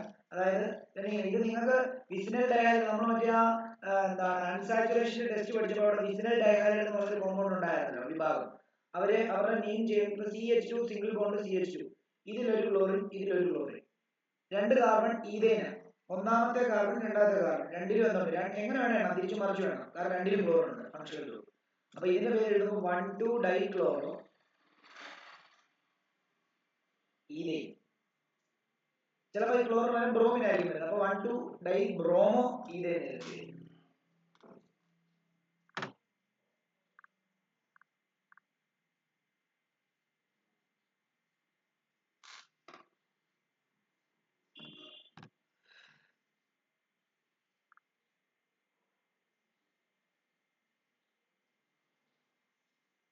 അതേപോലെ തന്നെ ഒരു എന്താണ് ഗാർബേജ് മാനേജ് ചെയ്യാനുള്ള, ഇപ്പൊ ബയോളജിക്കകത്ത് ഗാർബേജ് മാനേജ് ചെയ്യാനുള്ള ഒരു ടെക്നിക്സ് ഒക്കെ അല്ലെങ്കിൽ 2 മെഷേഴ്സ് എടുക്കാൻ പറഞ്ഞാൽ നമുക്ക് ഇൻസിനറേറ്റർ ഉപയോഗിക്കാം, ബയോഗ്യാസ് പ്ലാന്റ് ഉപയോഗിക്കാം, അല്ലെങ്കിൽ എന്താണ് സെഗ്രിഗേഷൻ ഉപയോഗിക്കാം, അല്ലെങ്കിൽ കമ്പോസ്റ്റിംഗ് മെത്തേഡ് ഉപയോഗിക്കാം. ഇതൊക്കെ എഴുതാം. പിന്നെ ഞാനൊരു ക്വസ്റ്റ്യൻ ഇട്ടായിരുന്നു, as an individual what can we do to generate the least garbage, give 2 points. എന്ത് ചെയ്യാം? റീസൈക്കിൾ ചെയ്യാം. അല്ല സാർ, ആദ്യം ചെയ്യേണ്ടത് റെഡ്യൂസ്. നമ്മൾ യൂസ് ചെയ്യുന്ന നോൺ ബയോഡിഗ്രേഡബിൾ ആയിട്ടുള്ള സബ്സ്റ്റൻസിന്റെ യൂസ് റെഡ്യൂസ് ചെയ്യാം. രണ്ടാമത്തേത്, അങ്ങനെ യൂസ് ചെയ്ത് കഴിഞ്ഞാൽ പ്ലാസ്റ്റിക് ബോട്ടിൽസ് പോലെയുള്ള നോൺ ബയോഡിഗ്രേഡബിൾ ആയിട്ടുള്ള സബ്സ്റ്റൻസ് റീയൂസ് ചെയ്യുക. പിന്നെ ഇനിയും അതെന്ത് ചെയ്യുക, അത് നല്ലതായിട്ട് ചീത്തയായി കഴിഞ്ഞാൽ അത് റീസൈക്കിൾ ചെയ്ത് യൂസ് ചെയ്യുക. അപ്പൊ റെഡ്യൂസ്, റീയൂസ്, റീസൈക്കിൾ എന്നുള്ളൊരു കൺസെപ്റ്റ് വെച്ചിട്ട് വേണം അതിനെ എക്സ്പ്ലെയിൻ ചെയ്യാൻ. പിന്നെ list 2 values teacher instilled in his student. അതായത് ഈ ഗാർബേജ് വേസ്റ്റ് മാൻ, അതായത് ഡൽഹിയില് ഒരു ഗാർബേജ് കൂന പൊട്ടിത്തെറിച്ചു. അങ്ങനെ കുറെ പേർക്ക് അപകടം ഉണ്ടായി, കുറെ പേര് എന്താണ് അവർക്ക് ഇഞ്ചേർഡ് ആയി. അപ്പൊ അങ്ങനെയൊക്കെയുള്ള വേസ്റ്റ് കൂമ്പാരത്തിൽ വേസ്റ്റ് കൊണ്ട് കത്തിച്ചിട്ട് എന്തോ പൊട്ടിത്തെറി ഉണ്ടായാണ്. അപ്പൊ അതുമായിട്ട് ബന്ധപ്പെട്ടൊരു ഇതാണ് പറയുന്നത്. അതിനകത്ത് ചോദിച്ചിരിക്കുന്ന ചോദ്യമാണ്, അങ്ങനെയാണെങ്കിൽ ഈ ടീച്ചർ ഇതിനെപ്പറ്റി സംസാരിക്കുന്ന സമയത്ത് കുട്ടികളിൽ എന്ത് വാല്യൂസ് ആണ് ഇൻസ്റ്റിൽ ചെയ്തതെന്ന് ചോദിച്ചു കഴിഞ്ഞാൽ ഒരു എൻവയോൺമെന്റൽ അവയർനെസ് വന്നു. മാത്രമല്ല അതായത് മറ്റുള്ളവരുടെ ഹെൽത്തിനെ കെയർ ചെയ്യണം. അതായത് നമ്മൾ കൊണ്ട് വേസ്റ്റ് ഒക്കെ ഇട്ട് കഴിഞ്ഞാൽ അതിൽ നിന്നും വരുന്ന മൈക്രോ ഓർഗാനിസത്തിന്റെ ആക്ടിവിറ്റീസും സ്മെല്ലും ദുർഗന്ധവും അങ്ങനെയുള്ള സംഭവങ്ങളൊക്കെ മറ്റുള്ളവരുടെ ഹെൽത്തിനെ അഫക്ട് ചെയ്യും, നമ്മുടെ ഹെൽത്തിനെ അഫക്ട് ചെയ്യും. അതായത് അതേഴ്സ് ഹെൽത്ത് കൺസേണും പേഴ്സണൽ ഹെൽത്ത് കൺസേണും അവിടെ വന്നു. പിന്നെ scientific method for treating this waste. അപ്പം അങ്ങനെ ഒരു കൺസെപ്റ്റും കൂടെ അവിടെ വന്നിട്ടുണ്ട്. അതാണ് ശരിക്കും പറഞ്ഞാൽ എന്താണ് values teacher instilled in students. അപ്പൊ ഇങ്ങനെ ഒരു കൺസേൺ വേണം. അല്ലാതെ നമ്മുടെ കാര്യം നോക്കി നമ്മൾ ജീവിക്കുക എന്നുള്ളൊരു കൺസെപ്റ്റ് അല്ല എന്നുള്ളതിനെ പറ്റിയാണ് നമ്മൾ പറയുന്നത് അവിടെ പറഞ്ഞത്. പിന്നെ എപ്പോഴും ആലോചിച്ചോണം, ഒരു ഗ്രാഫ് ഒക്കെ തന്നിട്ട് ഒരു ക്വസ്റ്റ്യൻ ചോദിക്കും. അതായത് ഇപ്പം ഞാൻ അതിനകത്ത് തന്നിട്ടുണ്ടായിരുന്നു, ഇപ്പൊ V 0.5, 1 1.5, 2 2.5, 3 4 5 ഇങ്ങനെയൊക്കെയാണ്. I എന്ന് പറയുന്നത് 0.1, 0.2, 0.3, 0.4, 0.5, 0.6, 0.8, 1 ഇങ്ങനെ തരികയാണ്. ഇത് വെച്ചിട്ട് ഗ്രാഫ് വരയ്ക്കാൻ പറയും. അത് 3 മാർക്കിന്റെ ക്വസ്റ്റ്യൻ ആണ്. അപ്പൊ എന്ത് വരയ്ക്കുക? റെസിസ്റ്റൻസ് കണ്ടുപിടിക്കാനാണ് പറഞ്ഞിരിക്കുന്നത്. റെസിസ്റ്റൻസ് കണ്ടുപിടിക്കുമ്പോൾ എപ്പോഴും നിങ്ങൾ V y ആക്സിസിലും I x ആക്സിസിലും വരയ്ക്കുന്നതാണ് നല്ലത്. കാരണം ഇവിടത്തെ ഇങ്ങനെ നിങ്ങൾക്ക് ഈ വാല്യൂസ് ഒക്കെ ഇവിടെ കൊടുത്താൽ അതിനെ കണക്ട് ചെയ്യുമ്പോൾ കോർഡിനേറ്റ് കണക്ട് ചെയ്യുമ്പോൾ ഇങ്ങനെ ഒരു ഗ്രാഫ് കിട്ടും. VA ഗ്രാഫിന്റെ സ്ലോപ്പ് എടുത്തു കഴിഞ്ഞാൽ നിങ്ങൾക്ക് കിട്ടുന്നത് change in y axis by change in x axis ആണ് കിട്ടുന്നത്. അപ്പൊ നിങ്ങൾക്ക് കിട്ടുന്നത് റെസിസ്റ്റൻസ് ആണ്. അപ്പം ഇതൊന്ന് മാർക്ക് ചെയ്യാം. ഇപ്പൊ ഒരു ഉദാഹരണം പറയുകയാണെങ്കിൽ ഇവിടെ നോക്കി, ഇത് I ഇവിടെ 0.1 മാർക്ക് ചെയ്യുന്നു, 0.2 മാർക്ക് ചെയ്യുന്നു, 0.3, 0.4, 0.5, 0.6, 0.7, അല്ല 0.6, 0.8, അത് കഴിഞ്ഞ് പിന്നെ 1 ആണ്. ഇവിടെ മുകളിലോട്ട് അതുപോലെ തന്നെ 0.5, 1, 1.5, 2, 2.5, 3, 4, 5. അതിന്റെ കോർഡിനേറ്റ് മാർക്ക് ചെയ്യുക. എന്താണ് x ആക്സിസിൽ 0.5 വരുമ്പോൾ y ആക്സിസിൽ 0.5, 0.1 വരുമ്പോൾ 0.5. പോകുന്നത് അടുത്തത് അത് സ്ട്രെയിറ്റ് ലൈൻ കിട്ടും. നമ്മളിപ്പോ വരച്ചത് ഇച്ചിരി ബുദ്ധിമുട്ടായതുകൊണ്ടാണ് ഇങ്ങനെ വരച്ചത്. എന്നിട്ട് സ്ലോപ്പ് റെസിസ്റ്റൻസ് കണ്ടുപിടിക്കണമെങ്കിൽ സ്ലോപ്പ് കണ്ടുപിടിക്കണം. സ്ലോപ്പ് കണ്ടുപിടിക്കാൻ 2 കോർഡിനേറ്റ് എടുക്കുക. ഇപ്പൊ ഞാൻ ഇവിടെ ഈ 3ഉം 0.6 തമ്മിലുള്ള ഒരു കോർഡിനേറ്റ് എടുത്തിരിക്കുന്നത്. 3ഉം 0.6 തമ്മിലുള്ള, അതായത് വേണം 3ഉം 0.6 തമ്മിൽ എടുത്തിരിക്കുകയാണ്. അതിന് തൊട്ട് താഴെ 2ഉം 0.4 തമ്മിലുള്ള, സ്ട്രെയിറ്റ് ആയിട്ട് വരയ്ക്കുമ്പോൾ കറക്റ്റ് ആയിട്ട് എടുക്കുന്നുണ്ടോ. അപ്പൊ ഇവിടത്തെ കോർഡിനേറ്റ് എന്ന് പറഞ്ഞു കഴിഞ്ഞാൽ 0.6ഉം 3ഉം, ഇവിടത്തെ എന്ന് പറയുമ്പോൾ 0.4ഉം 2ഉം. നിങ്ങൾക്ക് സ്ലോപ്പ് കണ്ടുപിടിക്കണമെങ്കിലുള്ള ഇക്വേഷൻ എന്താ? y2 minus y1 divide by എന്താ?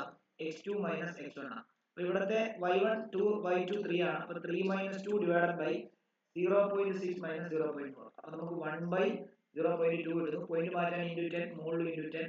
അപ്പൊ നമുക്ക് 10/2 വരുന്നു, 5 വരുന്നു. അതായത് വി ഐ ഗ്രാഫിന്റെ സ്ലോപ്പ് എടുത്തിട്ട് കണ്ടുപിടിച്ചാൽ നിങ്ങൾക്ക് കിട്ടുന്ന റെസിസ്റ്റൻസ്. അപ്പോൾ ഇവിടെ റെസിസ്റ്റൻസ് ഈക്വൽ എന്താ?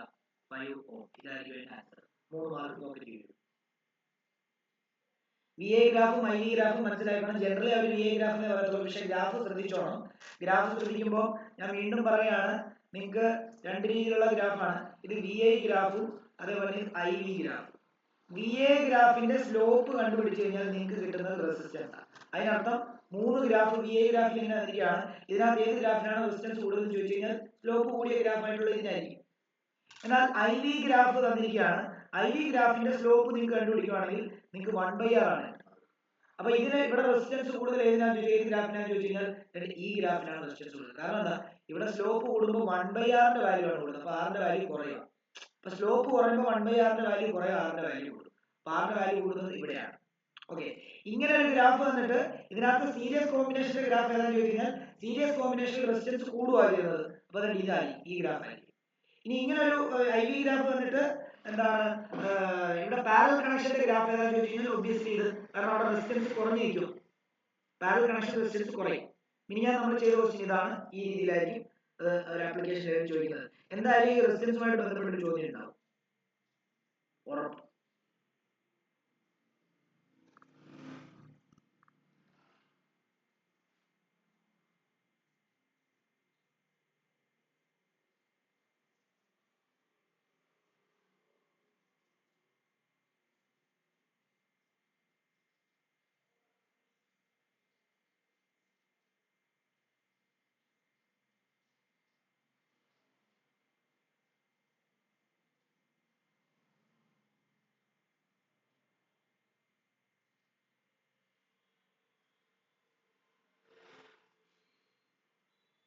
ഇനി വേറൊരു കാര്യം, ഈ ടോട്ടൽ ഇന്റർണൽ റിഫ്ലക്ഷൻ എന്താണെന്നുള്ളത് ചിലപ്പോൾ condition for total internal reflection ചിലപ്പോൾ ചോദിക്കും. Condition for total internal reflection പറഞ്ഞാൽ എന്താണെന്ന് അറിയാമോ? രണ്ട് കണ്ടീഷനാണ്. ഒന്ന് എന്താണ്? Light to travel from denser to rarer medium. Denser to rarer മീഡിയത്തിലേക്ക് ലൈറ്റ് ട്രാവൽ ചെയ്താൽ മാത്രമേ എന്ത് ചെയ്യത്തുള്ളൂ? ടോട്ടൽ ഇന്റർണൽ റിഫ്ലക്ഷൻ കാണാൻ പറ്റത്തുള്ളൂ. ഇതൊരു കണ്ടീഷൻ. രണ്ടാമത്തെ condition, critical angle must be greater than, angle must be greater than എന്താണ്? Angle of incidence must be greater than critical angle. അതായത് ഒരു ഏത് മീഡിയത്തിനാണെങ്കിലും ആ മീഡിയത്തിന്റെ ക്രിട്ടിക്കൽ ആംഗിൾ വാല്യൂവിനേക്കാൾ കൂടുതൽ ആംഗിൾ ഓഫ് ഇൻസിഡൻസിൽ വന്ന് ഇൻസിഡന്റ് ചെയ്താൽ മാത്രമേ എന്ത് ചെയ്യത്തുള്ളൂ? എന്താണ്? ടോട്ടൽ ഇന്റർണൽ റിഫ്ലക്ഷൻ നടക്കത്തുള്ളൂ. അതായത് എന്താണ്? Angle of incidence must be greater than, angle of incidence must be greater than critical angle, i c അല്ലെങ്കിൽ സി. ചില ഇതിനകത്ത് സി എന്നാണ് പറയാം. ഈ രണ്ട് കണ്ടീഷൻ ഓർത്ത് വെച്ചേക്കാൻ ചിലപ്പോൾ ചോദിക്കും. പിന്നെ അതേപോലെ തന്നെ റേ ഡയഗ്രാംസ് എല്ലാം പഠിക്കുക. റേ ഡയഗ്രാംസിനകത്ത് എന്താണ്? മറ്റേ ഡിഫക്റ്റിന്റെ ഡയഗ്രാം അച്ചട്ടായിട്ട് പഠിച്ചിട്ട് പോവുക. അത് എങ്ങനെ ചോദിച്ചാലും എഴുതാൻ പറ്റണം. അതേപോലെ തന്നെ എന്താണ്? ബയോളജിക്കകത്താണ് പ്ലാസന്റ, ഓവറി, അതേപോലെ തന്നെ എന്താണ്? ഓവിഡക്റ്റ്, അതേപോലെ യൂട്രസ്, ഇതിന്റെയൊക്കെ ഫംഗ്ഷന്, യൂറിറ്റർ, അതായത് യൂറിൻ ഫോർമേഷൻ എവിടെയാണ് നടക്കുന്നത്, അതെങ്ങനെയാണ് യൂറിനറി ബ്ലാഡർ വരുന്നത്, ഇങ്ങനെയൊക്കെയുള്ള സംഭവങ്ങൾ അതൊക്കെ പഠിക്കണം. കിഡ്നിയുടെ ഇത് അതുമായിട്ട് ബന്ധപ്പെട്ട്. പിന്നെ ഒരു ഡയഗ്രാം തന്നാൽ മാർക്ക് ചെയ്യാനായിട്ട് പഠിക്കണം, അതിന്റെ ഫംഗ്ഷൻസ് പഠിക്കണം. പിന്നെ അതേപോലെ തന്നെ എന്താണ്? ഇതിലേക്ക് വരുന്ന സമയത്ത് എന്താണ്? Fleming's left hand rule. ഇപ്പൊ ഇങ്ങനെ ഒരു ക്വസ്റ്റ്യൻ തരാം, ഇവിടെ നോക്കി. അതായത് നിങ്ങളുടെ പ്ലെയിൻ ഓഫ് പേപ്പറിൽ magnetic field, uniform magnetic field ഇങ്ങനെ തരുവാണ്. എന്നിട്ട് ഒരു ഇലക്ട്രോൺ ഇങ്ങനെ വരുമെന്ന് കാണിച്ചിരിക്കുന്നു. ഇലക്ട്രോണിന്റെ ഡയറക്ഷൻ ഇങ്ങോട്ടാണ്, ഒരു പ്രോട്ടോണിന്റെ ഡയറക്ഷനും ഇങ്ങോട്ടാണ് കാണിച്ചിരിക്കുന്നത്. അങ്ങനെയാണെങ്കിൽ ഇതേ ഈ ഇലക്ട്രോണിലും പ്രോട്ടോണിലും ആക്ട് ചെയ്യുന്ന മോഷൻ എങ്ങോട്ടേക്കായിരിക്കും?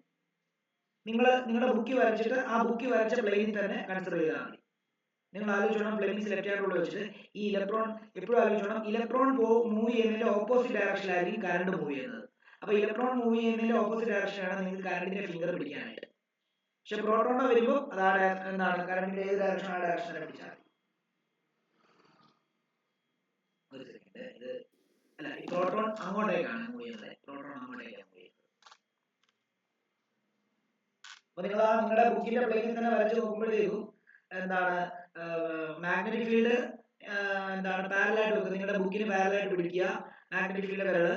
എന്നിട്ട് ഇലക്ട്രോൺ ഇങ്ങോട്ടാണ് മൂവ് ചെയ്യുമെങ്കിൽ കറണ്ട് എങ്ങനെയായിരിക്കും? കറണ്ട് ഈ ഡയറക്ഷനിലോട്ടായിരിക്കും മൂവ് ചെയ്യുന്നത്. അപ്പൊ നിങ്ങളുടെ മിഡിൽ ഫിംഗർ ഈ ഡയറക്ഷനിലോട്ട് പിടിക്കുക. അപ്പൊ നിങ്ങളുടെ തമ്പ് എന്തായാലും ഇൻറ്റു അകത്തേക്ക് വരത്തുള്ളൂ, ഇൻറ്റു ദ പ്ലെയിൻ ഓഫ് താഴോട്ടേ വരത്തുള്ളൂ. ഇവിടെ അതുപോലെ കറണ്ട് ഇവിടെ ഈ ഡയറക്ഷനിൽ പോകുന്നുണ്ട്, ഇവിടെ പ്രോട്ടോണിന്റെ അതേ ഡയറക്ഷനാണ് കറണ്ട് പോകുന്നത്. അപ്പൊ ഇവിടെ into the plain of magnetic field ആയിരിക്കും എന്താണ് ഇത് വരുന്നുണ്ടാവുക. മനസ്സിലായോ? അത് എപ്പോഴും ആലോചിച്ചോണം. ഇലക്ട്രോൺ തന്നു കഴിഞ്ഞാൽ ഇലക്ട്രോണിന്റെ ഓപ്പോസിറ്റ് ഡയറക്ഷൻ. അത് ഞാൻ കണക്ട് ചെയ്ത് തരാം. അതായത് 3 ഡയമെൻഷനിൽ ഞാൻ ഒന്ന് വരച്ചു തരാം, നിങ്ങൾ നോക്കിയോ. അതായത് ഞാനൊരു ഇപ്പം ഇങ്ങനെ വരയ്ക്കുകയാണ്. സോറി, ഞാനൊരു പ്ലെയിൻ ഇങ്ങനെ വരയ്ക്കാം. പ്ലെയിൻ വരയ്ക്കാം. അതായത് ഇവിടെ ഇലക്ട്രോൺ ഇങ്ങനെ പോകുന്നതാണ് പറഞ്ഞിരിക്കുന്നത്, പ്രോട്ടോൺ ഇങ്ങനെ പോകുന്നതാണ് പറഞ്ഞിരിക്കുന്നത്, മാഗ്നറ്റിക് ഫീൽഡ് ഇവിടെ ഇങ്ങനെയാണ് പോകുന്നത്. അപ്പൊ നിങ്ങളുടെ വിരൽ ആ രീതിയിൽ പിടിച്ചു കഴിഞ്ഞാൽ നോക്കി, ഇലക്ട്രോൺ ഇങ്ങോട്ടാണ് പോകുന്നത്, പക്ഷെ കറണ്ട് അപ്പൊ അതിന്റെ ഓപ്പോസിറ്റ് ഡയറക്ഷനിലായിരിക്കും പോകുന്നത്. ഇലക്ട്രോൺ ഫ്ലോ ചെയ്യുന്നതിന്റെ ഓപ്പോസിറ്റ് ഡയറക്ഷനാണ് കറണ്ട്. അപ്പൊ മിഡിൽ ഫിംഗർ നിങ്ങൾ അങ്ങോട്ടേക്ക് പിടിക്കുക, നിങ്ങളുടെ 4 ഫിംഗർ അങ്ങോട്ടേക്ക് തന്നെ പിടിക്കുക. അപ്പൊ നിങ്ങളുടെ തമ്പ് താഴോട്ടായിരിക്കും ഇതിന്റെ. ഇവിടെ നോക്കുവാണെങ്കിൽ പ്രോട്ടോണിന്റെ ഡയറക്ഷൻ അങ്ങോട്ടേക്ക് തന്നെ, അപ്പൊ കറണ്ടും ആ ഡയറക്ഷനിലോട്ട് തന്നെ. അപ്പം ഇതേപോലെ തന്നെ വിരൽ ഇവിടെ പിടിച്ചാൽ മതി. അതായത് 4 ഫിംഗർ അങ്ങോട്ട്, മിഡിൽ ഫിംഗർ ഇങ്ങോട്ട്, തമ്പ് താഴോട്ട്. കണ്ടോ? അപ്പൊ ഇൻറ്റു ദ പ്ലെയിൻ ആയിട്ടായിരിക്കും അവിടുത്തെ മോഷൻ വരുന്നുണ്ടാവുക. ഇതൊക്കെ ശ്രദ്ധിക്കണം, വളരെ വളരെ ഇമ്പോർട്ടന്റ്. സാറേ, സാറ് നേരത്തെ എപ്പോഴോ ഒരു പൊസിട്രോണോ അങ്ങനെ എന്തോ ഒരു വാക്ക് പറഞ്ഞായിരുന്നു ഇതേ വെച്ച്. അങ്ങനെ ചോദിക്കും എക്സാമിന്. ഹീലിയം ന്യൂക്ലിയസിന് പോസിറ്റീവ് ചാർജ്, അപ്പൊ പ്രോട്ടോണിന്റെ പോലെ ഉള്ളൂ.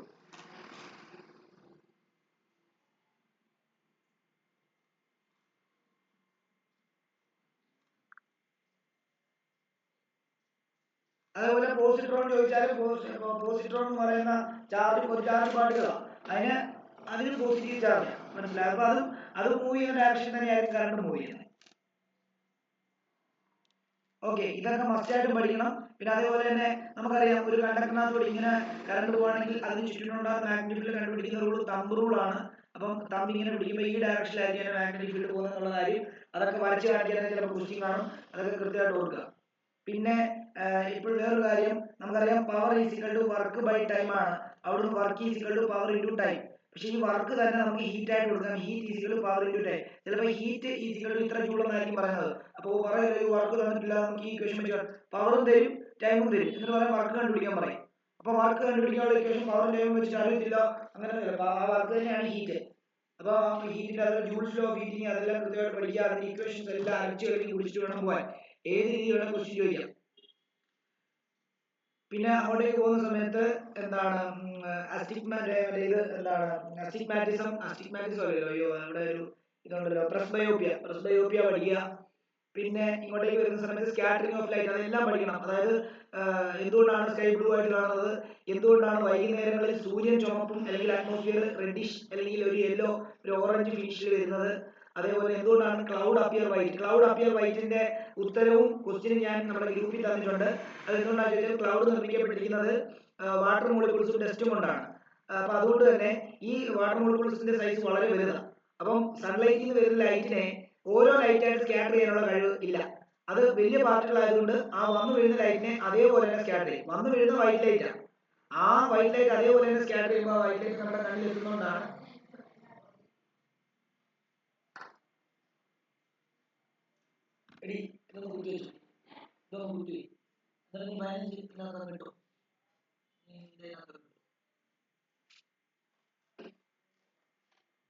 അപ്പം എന്താണ് അങ്ങനെ സംഭവിക്കുന്നതുകൊണ്ട്, അതായത് എന്താ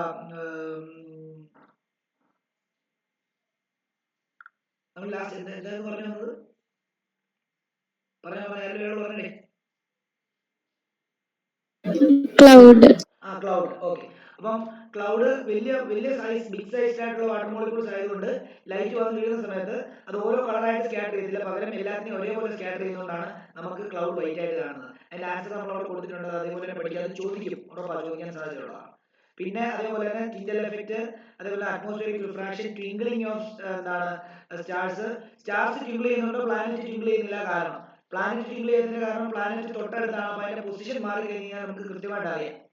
റിഫ്രാക്ഷൻ മൂലം പൊസിഷൻ മാറി കഴിഞ്ഞാൽ അല്ലെങ്കിൽ റിഫ്രാക്ഷൻ നമുക്ക് കൃത്യമായിട്ട് അനുഭവപ്പെടുന്നില്ല. സ്റ്റാർ എന്ന് പറയുമ്പോൾ ഒത്തിരി ദൂരത്താണ് നിൽക്കുന്നത് കൊണ്ട് പൊസിഷൻ റിഫ്രാക്ഷൻ കൊണ്ട് പൊസിഷൻ മാറുന്നതുകൊണ്ടാണ് നമുക്ക് ട്വിങ്കിളിംഗ് എഫക്റ്റ് ആയിട്ട് തോന്നുന്നത്. പിന്നെ ഇങ്ങോട്ടേക്ക് വരുമ്പോൾ വേറൊരു കാര്യം കൂടെ പറഞ്ഞുതരാം. അതായത് കളറുമായിട്ട് ബന്ധപ്പെട്ട കുറെ ഒരു ചോദ്യം ചോദിച്ചു കഴിഞ്ഞാൽ ഇങ്ങനെയായിരിക്കും. അതായത് നമുക്കറിയാം റെഡിന് ഇവിടെ ഓർത്തോണം, റെഡിന് വേവ് ലെങ്ത് കൂടുതലായിരിക്കും. അതായത് റെഡിന് വേവ് ലെങ്ത് കൂടുതലായിരിക്കും, ലാംഡ കൂടുതലായിരിക്കും. എന്നാൽ ഫ്രീക്വൻസി ന്യൂ കുറവായിരിക്കും. ഫ്രീക്വൻസി റിഫ്രാക്റ്റീവ് ഇൻഡെക്സ് കുറവായിരിക്കും. അതായത് റിഫ്രാക്റ്റീവ് ഇൻഡെക്സ് കുറവാണ്. അതായത് എന്നിന്റെ വാല്യൂ കുറവായിരിക്കും. റെഡിന് റിഫ്രാക്റ്റീവ് ഇൻഡെക്സ് കുറവായിരിക്കും. ഓക്കെ, ഡീവിയേഷനും കുറവായിരിക്കും. ഡീവിയേഷനും കുറവായിരിക്കും. എന്നാൽ വയലറ്റ് നിങ്ങൾ നോക്കുവാണെങ്കിൽ റെഡിന് വേവ് ലെങ്ത് കൂടുതലാണെങ്കിൽ വയലറ്റിന് വേവ് ലെങ്ത് കുറവായിരിക്കും. റെഡിന് ഫ്രീക്വൻസി കുറവായതുകൊണ്ട് വയലറ്റിന് ഫ്രീക്വൻസി കൂടുതലായിരിക്കും. റെഡിന് റിഫ്രാക്റ്റീവ് ഇൻഡെക്സ് കുറവാണെങ്കിൽ വയലറ്റിന് റിഫ്രാക്റ്റീവ് ഇൻഡെക്സ് കൂടുതലായിരിക്കും.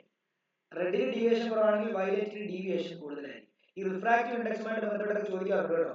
ഈ റിഫ്രാക്റ്റീവ് ഇൻഡെക്സ് കൂടുക എന്ന് പറഞ്ഞാൽ അതിനർത്ഥം അത് കൂടുതൽ ഡെൻസർ മീഡിയം ആകുക, അതിലൂടെ ലൈറ്റിന് സഞ്ചരിക്കാൻ ബുദ്ധിമുട്ടാണ്. റിഫ്രാക്റ്റീവ് ഇൻഡെക്സ് കുറഞ്ഞു നിൽക്കുമ്പോഴാണ് അത് റെയർ. അതുകൊണ്ടാണ് വയലറ്റിന് ഒരു മീഡിയത്തിൽ കൂടെ മൂവ് ചെയ്യാനുള്ള സ്പീഡ് കുറവായിരിക്കും. എന്നാൽ റെഡിന് കുറച്ചുകൂടി നല്ലതായിട്ട് സ്പീഡിൽ മൂവ് ചെയ്യാൻ പറ്റും കേട്ടോ. അപ്പൊ ഇത്രയും ഇതുമായിട്ട് ബന്ധപ്പെട്ടൊരു ചോദ്യം കാണും. ഇതിൽ ഏതെങ്കിലും ഒരു ഇതുമായിട്ട് ബന്ധപ്പെട്ടൊരു ചോദ്യം ഉറപ്പായിട്ട് കാണും. അപ്പൊ ഇത്രയും കാര്യങ്ങൾ നോക്കുക.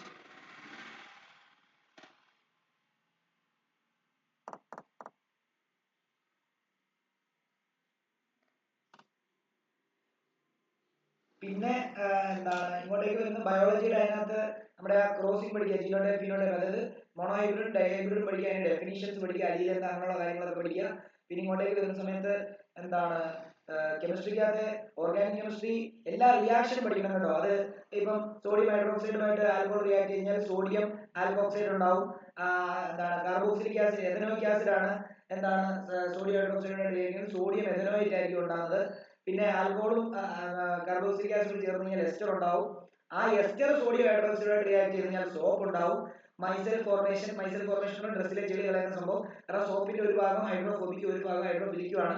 അപ്പൊ അതുമായിട്ട് ബന്ധപ്പെട്ട് ആണ് മൈസെൽ ഫോർമേഷൻ ഉണ്ടായിട്ട് ചെളിയെ കളയുന്നത്. ഇത് കൃത്യമായിട്ട് പഠിക്കുക. അതിന്റെ റിയാക്ഷൻസ് എല്ലാം, അതായത് ആൽക്കഹോളിനെ ഓക്സിഡൈസ് ചെയ്ത് കഴിഞ്ഞാൽ കാർബോക്സിലിക് ആസിഡ് ആവുന്നുള്ള KMnO4 വെച്ചൊക്കെ ചെയ്യുമ്പോൾ ഉള്ള റിയാക്ഷൻ ക്ലിയർ ആയിട്ട് പഠിച്ചു പോവാ, നെയിമിംഗ് കൃത്യമായിട്ട് പഠിച്ചു പോവാ. പിന്നെ എന്താണ് മെറ്റൽസ് ആൻഡ് നോൺ മെറ്റൽസിനകത്ത് എപ്പോഴും ആലോചിച്ചോണം, ഇലക്ട്രോപ്ലേറ്റിംഗ് ചെയ്യുന്ന സമയത്ത് എന്താണ് അതായത് ഇപ്പം ഗോൾഡിനെ ആണ് ഇരുമ്പിന്റെ മണ്ടയ്ക്ക് കോട്ട് ചെയ്യണമെങ്കിൽ ഗോൾഡിനെ ആനോഡായിട്ടും കോട്ട് ചെയ്യേണ്ട ഇരുമ്പിനെ കാഥോഡായിട്ടും എടുക്കുക. റിഫൈൻ ചെയ്യുമ്പോഴും ഏത് മെറ്റലിനെയാണോ റിഫൈൻ ചെയ്യേണ്ടത്, ഇപ്പം ഇമ്പ്യൂർ ആണെങ്കിൽ ആ ഇമ്പ്യൂറിനെ എപ്പോഴും ആനോഡായിട്ട് എടുക്കുക, പ്യൂറിനെ എപ്പോഴും കാഥോഡായിട്ട് എടുക്കുക. ഓക്കെ, പിന്നെ മെർക്കുറിയുടെ എക്സ്ട്രാക്ഷൻ സ്പെഷ്യലി പഠിക്കുക, കോപ്പറിന്റെ എക്സ്ട്രാക്ഷൻ സ്പെഷ്യലി പഠിക്കുക. ആ റിയാക്ഷന് ഒരു വ്യത്യാസമുണ്ട് കോപ്പറിന്റെ എക്സ്ട്രാക്ഷന്. കാരണം Cu2O ആണ് കോപ്പറിന്റെ ഓർ. അതിനെ നമ്മൾ ഓക്സിഡൈസ് ചെയ്യുമ്പോഴത്തേക്കും Cu2S ആണ്. സൾഫൈഡ് ഓറിനെ നമ്മൾ റോസ്റ്റിംഗ് വഴി ഓക്സിജനുമായിട്ട് റിയാക്ട് ചെയ്യുമ്പോഴത്തേക്കും Cu2O ഉണ്ടാവുകയും ആ Cu2നെ റെഡ്യൂസ് ചെയ്തിട്ടാണ് എന്താണ് Cu ഉണ്ടാകുന്നത്. പക്ഷെ റെഡ്യൂസ് ചെയ്യുന്നത് കാർബൺ ഉപയോഗിച്ചല്ല, Cu2S തന്നെ ഉപയോഗിച്ചിട്ടാണ് അത് റെഡ്യൂസ് ചെയ്യുന്നത്. അത് കൃത്യമായിട്ട് പഠിക്കുക. പിന്നെ അവിടെ നമ്മൾ പഠിച്ചിട്ടുണ്ട് കാർബൺ വെച്ച് റെഡ്യൂസ് ചെയ്യാതെ ഹൈലി റിയാക്റ്റീവ് ആയിട്ടുള്ള മെറ്റൽ വെച്ച് റെഡ്യൂസ് ചെയ്യുന്നത്, അലൂമിനോ തെർമീനോ അല്ലെങ്കിൽ പറഞ്ഞ പോലെ തന്നെ തെർമിക് റിയാക്ഷൻ ഒക്കെ പറഞ്ഞ് നമ്മൾ പഠിച്ചിട്ടുണ്ട്. അത് പഠിക്കുക. അവിടെ ഉണ്ടാകുന്ന മെറ്റൽസ് എന്താണ് മോൾട്ടൻ സ്റ്റേറ്റിലായിരിക്കും ഉണ്ടാകുന്നത്. ഇരുമ്പുണ്ടാകുന്ന സമയത്ത് അതിനെ മറ്റേ റെയിൽവേ ക്രോസിലെ വെൽഡിങ്ങിനായിട്ട് വെൽഡിങ് ഇതാക്കാൻ വേണ്ടി ഉപയോഗിക്കാം. പിന്നെ അവിടെ നമ്മൾ ഇലക്ട്രോളിസിസ് പഠിച്ചോണം, അക്വസ് NaCl ഇലക്ട്രോളിസിസ് പഠിച്ചോണം. അത് നമ്മൾ ക്ലോറോ ആൽക്കലി പ്രോസസ് എന്നാണ് പറയുന്നത്. അതിനകത്ത് അത് വെച്ചിട്ടാണ് ബാക്കിയുള്ള സോൾട്ടുകളെല്ലാം, ഏതാ വാഷിംഗ് സോഡ, ബേക്കിംഗ് സോഡ അതെല്ലാം ഉണ്ടാകുന്നത്, പ്ലാസ്റ്റർ ഓഫ് പാരീസ്, ജിപ്സം ഇതെല്ലാം ഉണ്ടാകുന്നത്. അതിന്റെയൊക്കെ റിയാക്ഷൻസ് കൃത്യമായിട്ട് പഠിക്കുക. അതിന്റെ നോട്ടുകൾ ഒരു ടോപ്പിക്ക് പോലും വിടാതെ ക്ലിയർ ആയിട്ട് പഠിച്ചിട്ട് നോക്കും, എനിക്കെല്ലാം എഴുതാൻ പറ്റും. അത് 100 അല്ല 150% ഉറപ്പാണ്.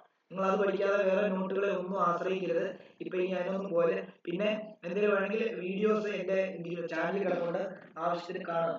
എടുത്ത് ഏതെങ്കിലും ടോപ്പിക്ക് വിട്ടുപോയി പെട്ടെന്ന് നെയിമിംഗ് കിടപ്പുണ്ട്, എല്ലാം കിടപ്പുണ്ട്, പ്ലേലിസ്റ്റ് ആക്കി ഇട്ടിട്ടുണ്ട്. CBSE 10 എന്ന് അടിച്ചു കൊടുത്താൽ മതി, അതിനകത്ത് ഡീറ്റെയിൽ ആയിട്ട് എല്ലാം വരും. അപ്പൊ അതിന് എല്ലാവർക്കും ആക്സസ് ചെയ്യാൻ പറ്റുന്ന രീതിയിലാണ് ഇപ്പൊ അതിരിക്കുന്നത്. അപ്പൊ അതുകൊണ്ട് എപ്പോ വേണമെങ്കിൽ കയറി നോക്കിയോ, പഠിച്ചോ, അത് ക്ലിയർ ആക്കണം. അതേപോലെ നാളെ ഞാൻ ക്ലാസ് കൊടുക്കുന്നത്, നാളെ നിങ്ങൾ ഫുൾ ആയിട്ട് പഠിക്കണം. നാളെ ഞാൻ സ്ഥലത്തുണ്ടാവില്ല, അതുകൊണ്ടാണ് ക്ലാസ് കൊടുക്കുന്നത്. അപ്പം എന്താ നിങ്ങൾ എല്ലാ കാര്യങ്ങളും ഡീറ്റെയിൽ ആയിട്ട് പഠിച്ചിട്ട് എന്തെങ്കിലും ഡൗട്ട് ഉണ്ടെങ്കിൽ എപ്പോ വേണമെങ്കിൽ